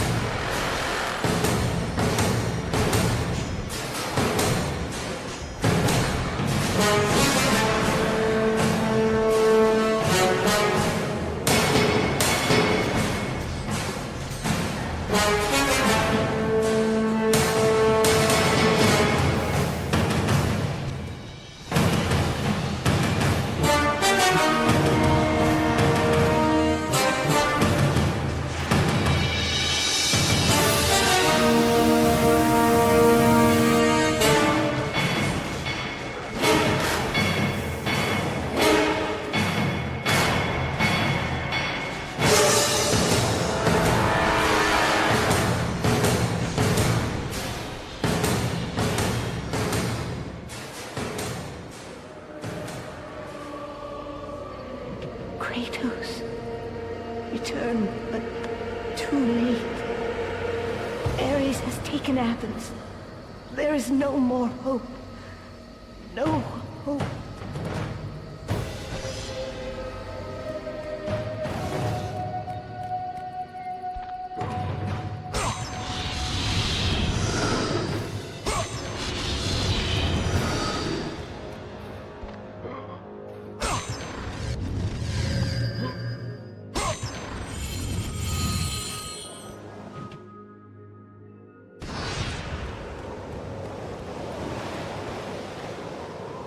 Kratos had traversed the desert of lost souls, bested the deadly traps of Pandora's temple, and escaped Hades itself.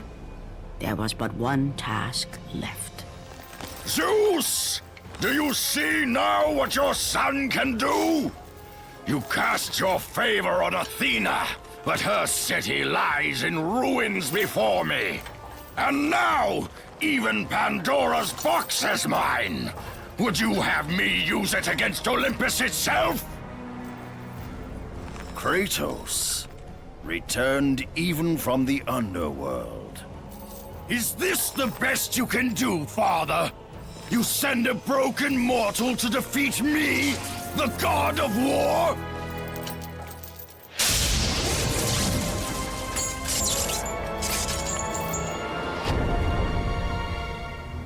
After thousands of years, Pandora's box was finally opened.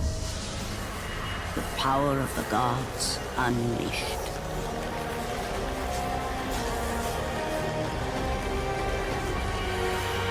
You are still just a mortal. Every bit as weak as the day you begged me to save your life. I am not the same man you found that day. The monster you've created has returned to kill you. You have no idea what a true monster is, Kratos.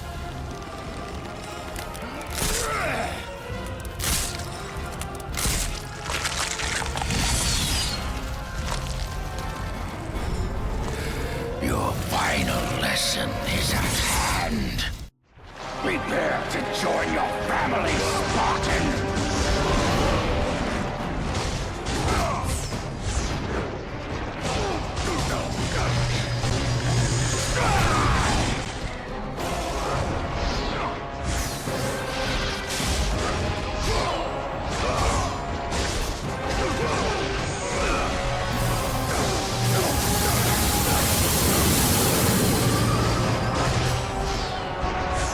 Ares is a boss fight that's broken up into 3 distinct phases, and I'll explain them as they go along. Luckily, this first phase is pretty simple. Most of his attacks can be parried except for this stupid spider claw move. You can't even block that one, and I'm not really sure what the strategy is for it. Just hope he doesn't spam it, because sometimes he likes to, and that'll end up taking a lot of your health away. Thankfully, this phase also makes it to where whenever you hit him enough times, he'll drop a bunch of magic orbs. So go ahead and use whatever magic you want.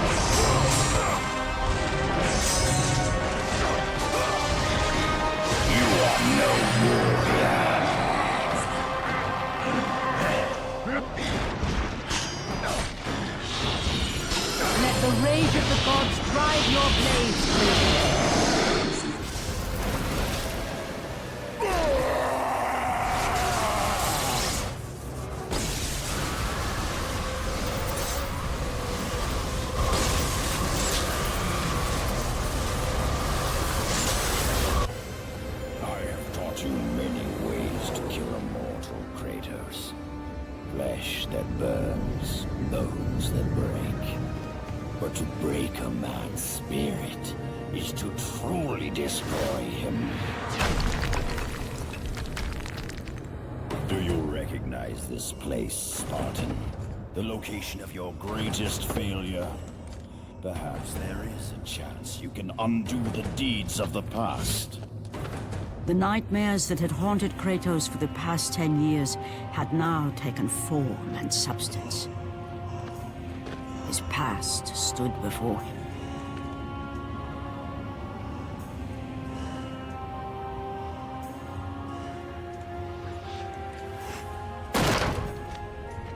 Kratos! What's happening? Where are we? By the gods, can this be real?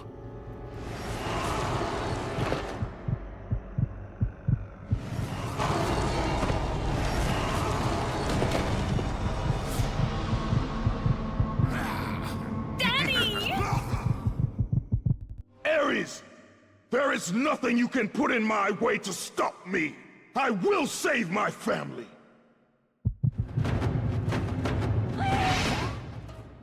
Holy shit.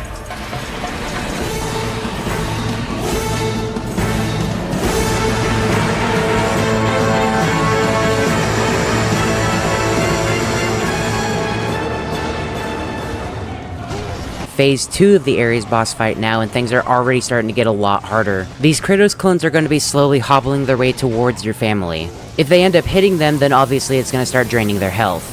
You can give them your health if you decide to use the QTE on them, but this will drain your HP.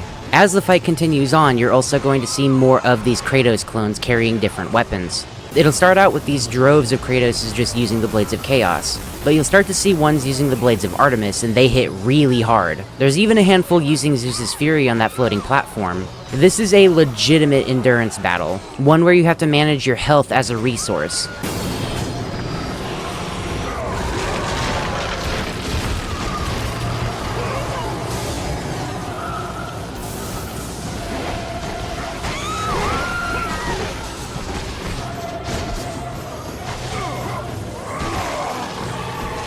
Kratos had done the impossible. He had saved his family.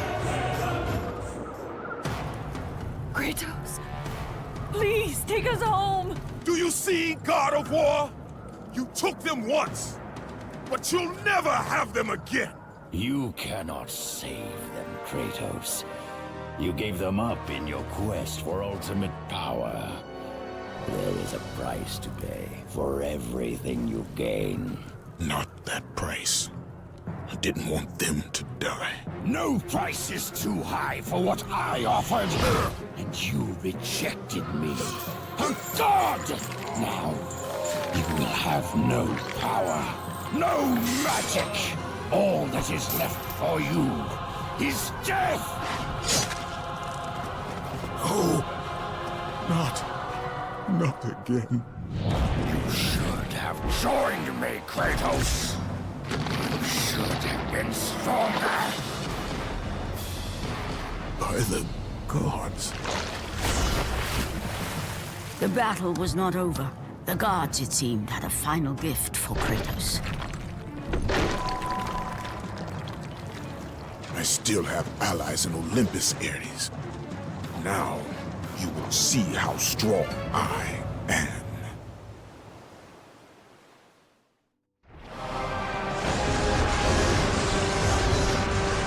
You cannot defeat me, Spartan. Pathetic. I will show you what real power is.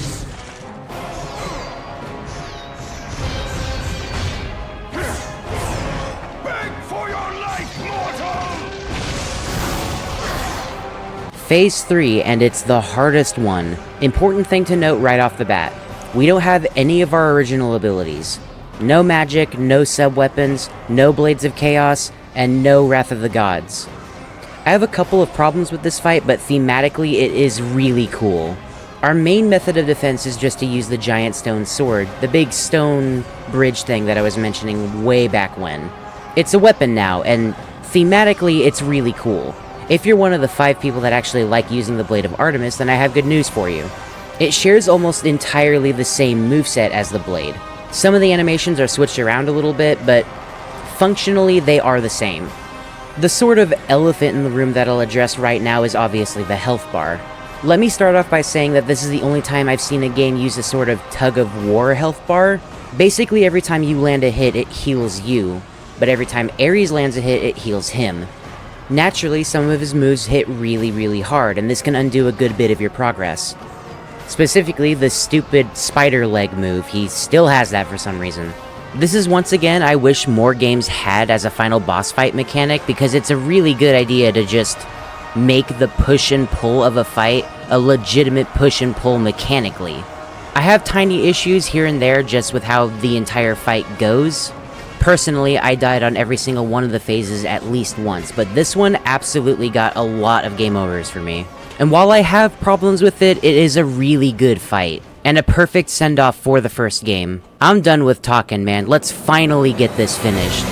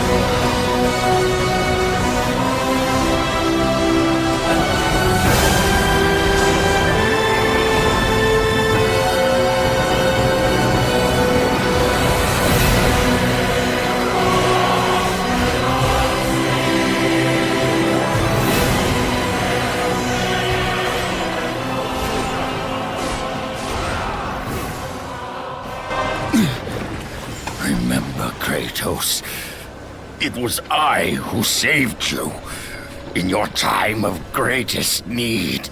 I haven't forgotten, Ares. I remember how you saved me. That night, I was trying to make you a great warrior. You succeeded.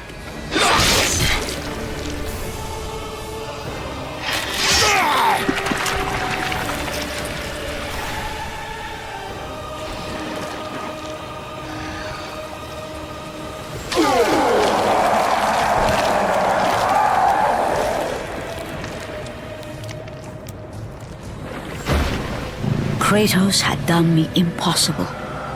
A mortal defeating a god. Ares was no more.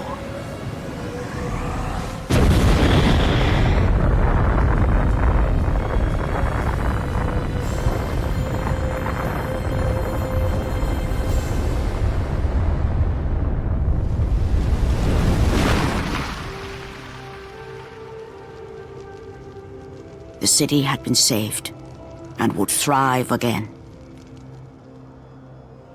The same could not be said for Kratos, for as he sought to rebuild his soul with the help of the gods, the truth was revealed to him. Athena, rid me of the memories that haunt me still. You have done well, Kratos. Though we mourn the death of our brother, the gods are indebted to you. We promised your sins would be forgiven, and so they are. But we never promised to take away your nightmares. No man, no god could ever forget the terrible deeds you have done. In the end, knowing the visions of his past would never leave him, Kratos made his way to the bluffs overlooking the Aegean Sea. The gods of Olympus have abandoned me.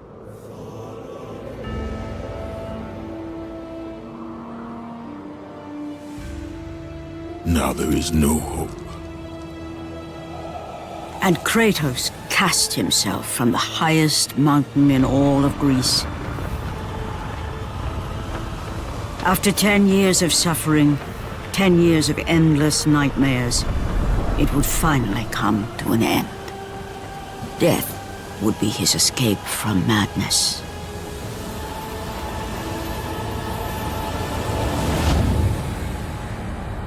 The fate of Kratos was not as it seemed. the gods had other plans.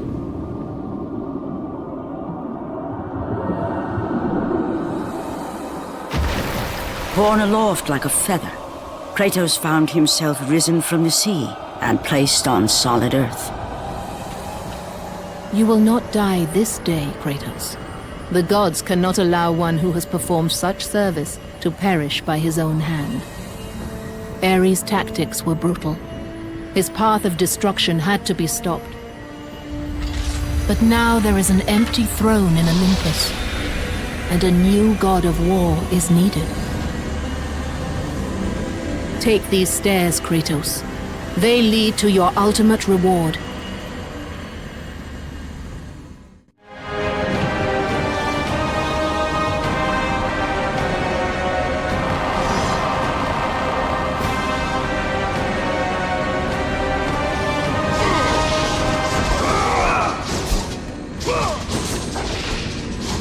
Okay, and that's everything for this entire playthrough. Finally. One last little thing before we get to the actual final parts of this video. During the second phase of the Ares boss fight, if you fail to save your family and their HP drops to 0, it displays a unique cutscene. It still triggers a fail state, but I think it is worth sharing just because I don't really have anywhere better to put it, really. So, here it is. I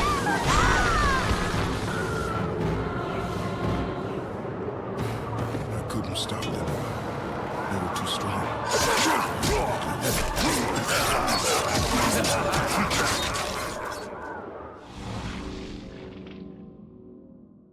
So yeah, pretty fucked. But it's okay. We avoided the bad future. And we got some pretty bang up rewards out of it too. You can look around this area if you want to, but there's not really a whole lot to do other than end the game. Except, there is an Easter egg at the very end, and I'll show that off real quick too. Your battles are at an end, Kratos. Your journey is over. Take these steps to Olympus, and your place among the gods. And of course, the game gets one last little quiet moment all to itself, which is a pretty perfect way to end it, all things considered. The tops of the bluffs are not a very big area at all. They even cut off your one and only exit back to the city. They did, however, think the giant sword bridge was so cool that they gave it 2 entire camera angles, which I do appreciate.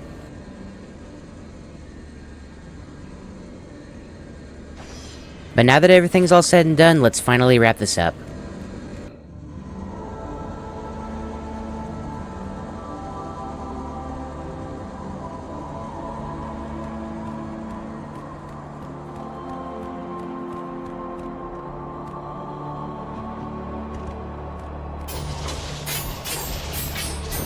This game really has been just a complete journey, man. Rather bafflingly though, you can't use the Blades of Athena on anything. The fighting is done, at least for this game. And there's not like an NG plus or anything. You just kinda get these little golden blades to make you feel special, I guess. I don't know of any data mining or anything for this game, but you could honestly tell me that they don't do any more damage than the level 5 blades, and I'd probably believe you, actually. Because again, it doesn't really matter, but I guess that's just kind of the thing, right? It doesn't matter. You beat the game. You get one little reward, and it's just these pretty chained blades. I mean, sure, why not? Thankfully, this is not the last time we'll see them, so eventually we'll see the golden blades again. But that's a story for another time. Right, so, as I said before, there's only really one other thing we can do here other than end the game proper. If you decide to beat the dog shit out of this statue for an agonizingly long time, something happens.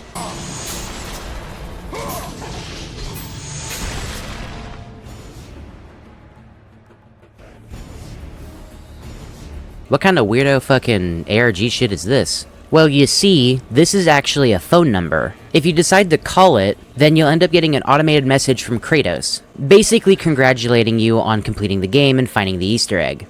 You get yet another Easter egg if you decide to beat the game on the hardest difficulty. I don't actually know if either of the numbers work anymore, but they are well documented, so you can find them on YouTube really easily. It makes for a good reward, and if you needed another little send-off, then here you go. And speaking of send-offs, let's go ahead and end this.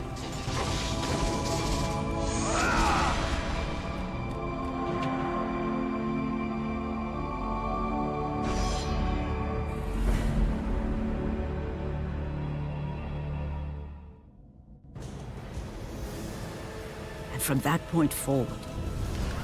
Throughout the rest of time, whenever men rode forth to battle for good cause or for evil, they did so under the watchful eye of the man who had defeated a god. They were driven forward by Kratos, the mortal who had become the new god of war.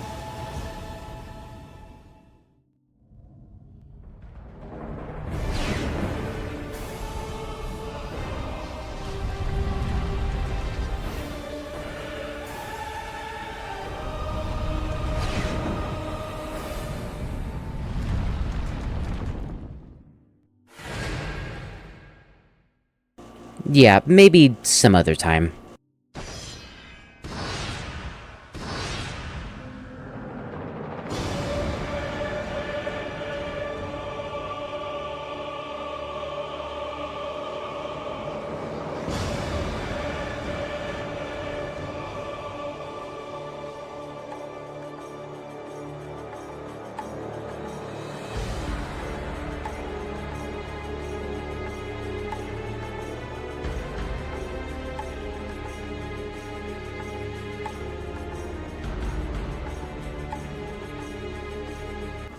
And that's it.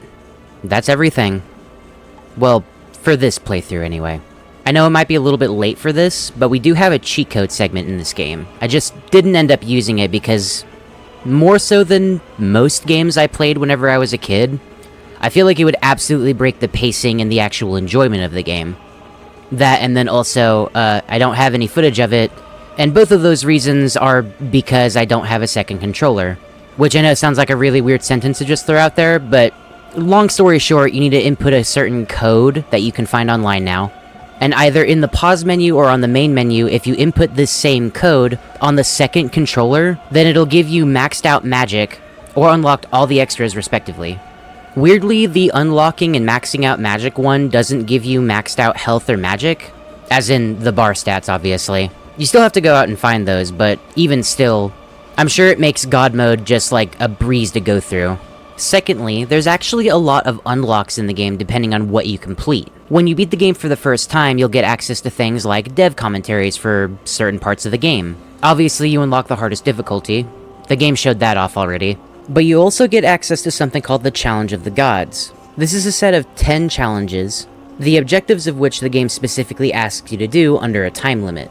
If you wanted a little bit more of God of War, this is a good way to go about it. Completing the challenge will also give you access to different costumes whenever you start a new playthrough. And the costumes have a bunch of varying effects based on which one you put on. You can only choose a new costume at the start of a playthrough, and you can't change into another one whenever you want. The benefits from these costumes, though, are gigantic. But most of the costumes are just joke costumes. You might find yourself being tired of looking at this goofy costume for way too long if you're not quick about completing the game. But there's no penalties for equipping it in the harder difficulties, so again, if you want to speed up progress and make God mode easier, then it might be wise to go about this first and put the costume on anyway. Once again, I don't have footage for it, but again, the costumes themselves are well documented. Thirdly, God mode only unlocks a handful of things. Beating the game on God mode will get you another secret message. Once again, this is the other phone number you can get to get the voicemail from Kratos. This one, though, leads to sequel bait. Which, back then, in 2005, it would have been a really cool revelation to come across. It still makes for a pretty interesting Easter egg, though, and one that I wish more games did. You'll also unlock another cutscene called The Fate of the Titan, which follows whatever's going on with Kronos whenever he's all chained up like that. And I don't know what else to say about it, it's just more God of War. More about this story and world is really cool. And thirdly, the dev commentaries are really good if you want to know, from a dev angle, how this game was made. They all act as neat little pieces of trivia in their own right. And I know it's not everybody's thing to look at that kind of stuff, but it's where I learned about things like the Temple of Pandora supposedly trying to be longer, and they just didn't have enough time for it. Things like being able to climb Kronos' back all the way up to the temple was supposed to be a playable segment. The description in the game kind of makes it out to be this, like, part of Kratos' fable thing, climbing the temple for 3 days. But when all's said and done about this game, I'm kinda glad they didn't add it. I've said it a handful of times before, and I'll say it again, pacing issue. So again, I'm glad they didn't add it. But there's other cool stuff too. Did you know Kratos' tattoos were supposed to be blue? Apparently, on the dev side of things, Kratos' tattoos were actually supposed to be blue, and making them red tattoos was actually a really late change. Dev commentaries or dev diaries or whatever you want to call them, that stuff is always going to be really cool to me. And especially as an adult dabbling in game design, it's a thing that I wish was just in more games in general. Oh yeah, I almost completely forgot too. There's another thing you unlock when you beat the game called the Character Graveyard, and it's just more dev stuff, but you get to hear little notes about characters that didn't make it into the game, whether they be completely original or they're just like an iteration of the character or something. The reason I think this is so cool is that hearing the notes from the individual developers making these characters and making the game, it sort of endears you to them a little bit. And instead of these characters being lost to time, they made them an unlock. Like, I don't know. What's not to like about that? This early version of Kratos kills me every time. Where did they come up with this? And now, with everything absolutely fully out of the way, I think we can actually finally wrap up now. When I set out to make this series, I did not intend for it to be so cosmically large. But this series is important to me, and I wanted to start off on a strong foot. I didn't want to shoehorn anything in, I didn't want to phone anything in. I wanted to do this game justice, and I don't think I could have done a better job other than, you know, cleaning up the script some, or maybe making some cuts here or there. At the end of the day, I wanted to be thorough, and I'd like to imagine I was pretty damn thorough about the whole thing. Now, between you and me, it's probably going to be a little while before I make another giant video series again. I want to kind of take things easy for a minute and make some smaller stuff. Of course, there's always more work to be done, and I could jump into a new giant project whenever I wanted to. But for now, I'm just kind of gonna let this one rest, I think. With that being said, I really do hope y'all enjoyed this series. If you want to stick around and see more of what I make, then go ahead and hit the subscribe button. And hey, while you're there, why not drop a like, too? Little things like liking and subscribing really do help a small content creator like me. I honestly truly do want to keep doing this for as long as I can. And actually knowing that people like what I have to say goes a long way in the process of making anything like this. And hey, while I'm here, we're gonna do a little bit of a change up to the whole Discord thing. Now, the Discord is completely free to join, you can just click the link in the description. Instead, choosing to join the Patreon will give you access to a secret Discord channel inside the Discord. I have no doubt that I'll be able to do stuff with that in the future. Maybe Patreon exclusive multiplayer sessions or something. And I mean, hey, if nothing else, I like to imagine it's a good place to hang out. If you want to throw suggestions my way or talk about stuff, then that's what the Discord's for. I hope y'all enjoy, and thank you for watching. Now, before I sign off here, there's one last thing I need to talk about.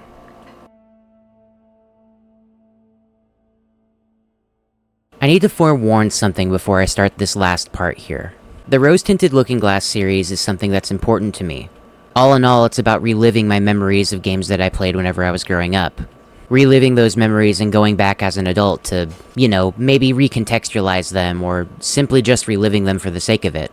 But not all memories are pleasant ones. I'm going to forewarn this section with another little addendum to the trigger warning section here at the very end. Not because of what the game necessarily does, but how the game itself relates to my life, and that last warning has to do with the subject of domestic abuse. If you think this sort of thing is stupid and unnecessary to talk about, well, technically this whole video is stupid and unnecessary to talk about. I didn't have to make it. But the fact that it's here, representing parts of my being, parts of my upbringing, well, I would be remiss if I didn't mention this part too. Alternatively, if you're somebody who's currently struggling with some sort of domestic abuse issue, and you'd rather not think about that, then I suppose it would be best if you just left now. Don't feel bad for leaving or anything. Just know that my story has a happy ending, and if you're currently struggling with something really bad in your life, I wish the best for you, honestly. All in all though, if you did enjoy watching the series up until this point, then thank you for watching and have a nice day.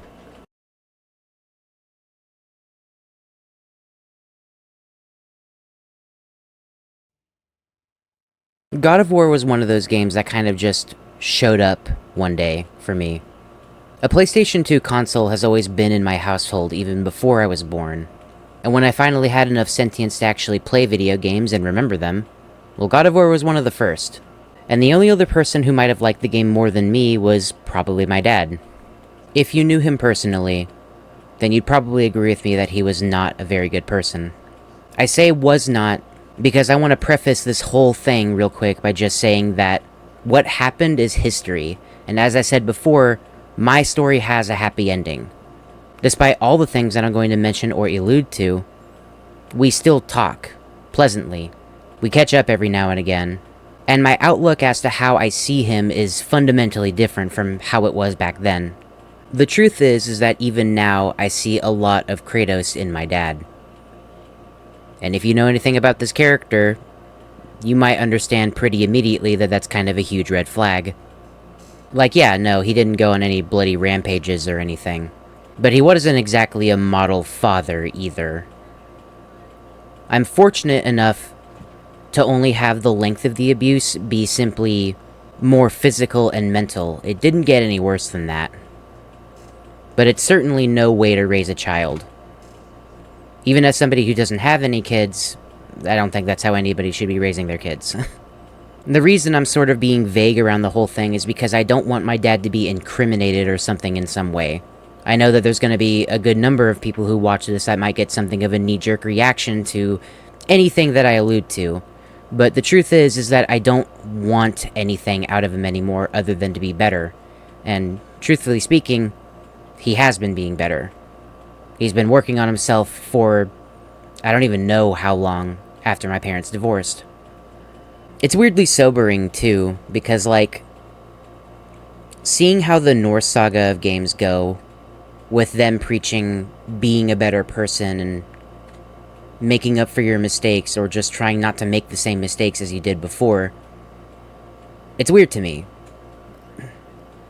Because once again, I see a lot of that older Kratos in my dad, even now. There's a very high likelihood that if you were to ask me what my opinions were in an alternate universe where my story was very different growing up, then I probably would have told you that I didn't like these newer games that much. I would have seen a character probably bastardized and fundamentally different to how I remember him being. The fun, revelry anti-hero that just does what he wants to because that's entertaining. But the truth is that I like both of these characters, and I think my upbringing has some part to play in me enjoying both parts of this franchise. My dad has, and always will, probably, always been about martial arts in some fashion. He was a fundamentally violent person, especially if you rewind back to his upbringing. I'd like to imagine that the martial arts angle was something of an out for him. A way to express himself, and especially back then, maybe something to excuse some of the violence. In a weird twist of fate, whenever my parents divorced, and pretty much since my time throughout middle school, I started to take an interest into martial arts. And there was some part of me that was so sure I was going to fight my dad hand-to-hand combat style. I wanted that. I wanted revenge, honestly, for what he did to our family. But the truth is that I was always kind of afraid of him. It wasn't until the latter years of my high school days that I actually decided to call him. Only to be met with a complete 180 paradigm shift for how he carries himself now and what he wants to work on. And my desires to take out all of this repressed emotion on him, I told him that. I told him all of those things. And he understood. But as it currently stands, he's just kind of too old to fight. And at that time, it felt kind of empty, because I didn't necessarily want to destroy an old man, you know? That wouldn't have felt right. But he said, if I still wanted to, that I could do that if I felt like it would give me closure. But I ultimately decided against it. I wanted to hear him out. I wanted to go and visit him. And I did one day. And he's a completely different person now. All for the better. What he's done in the past has continued to haunt him.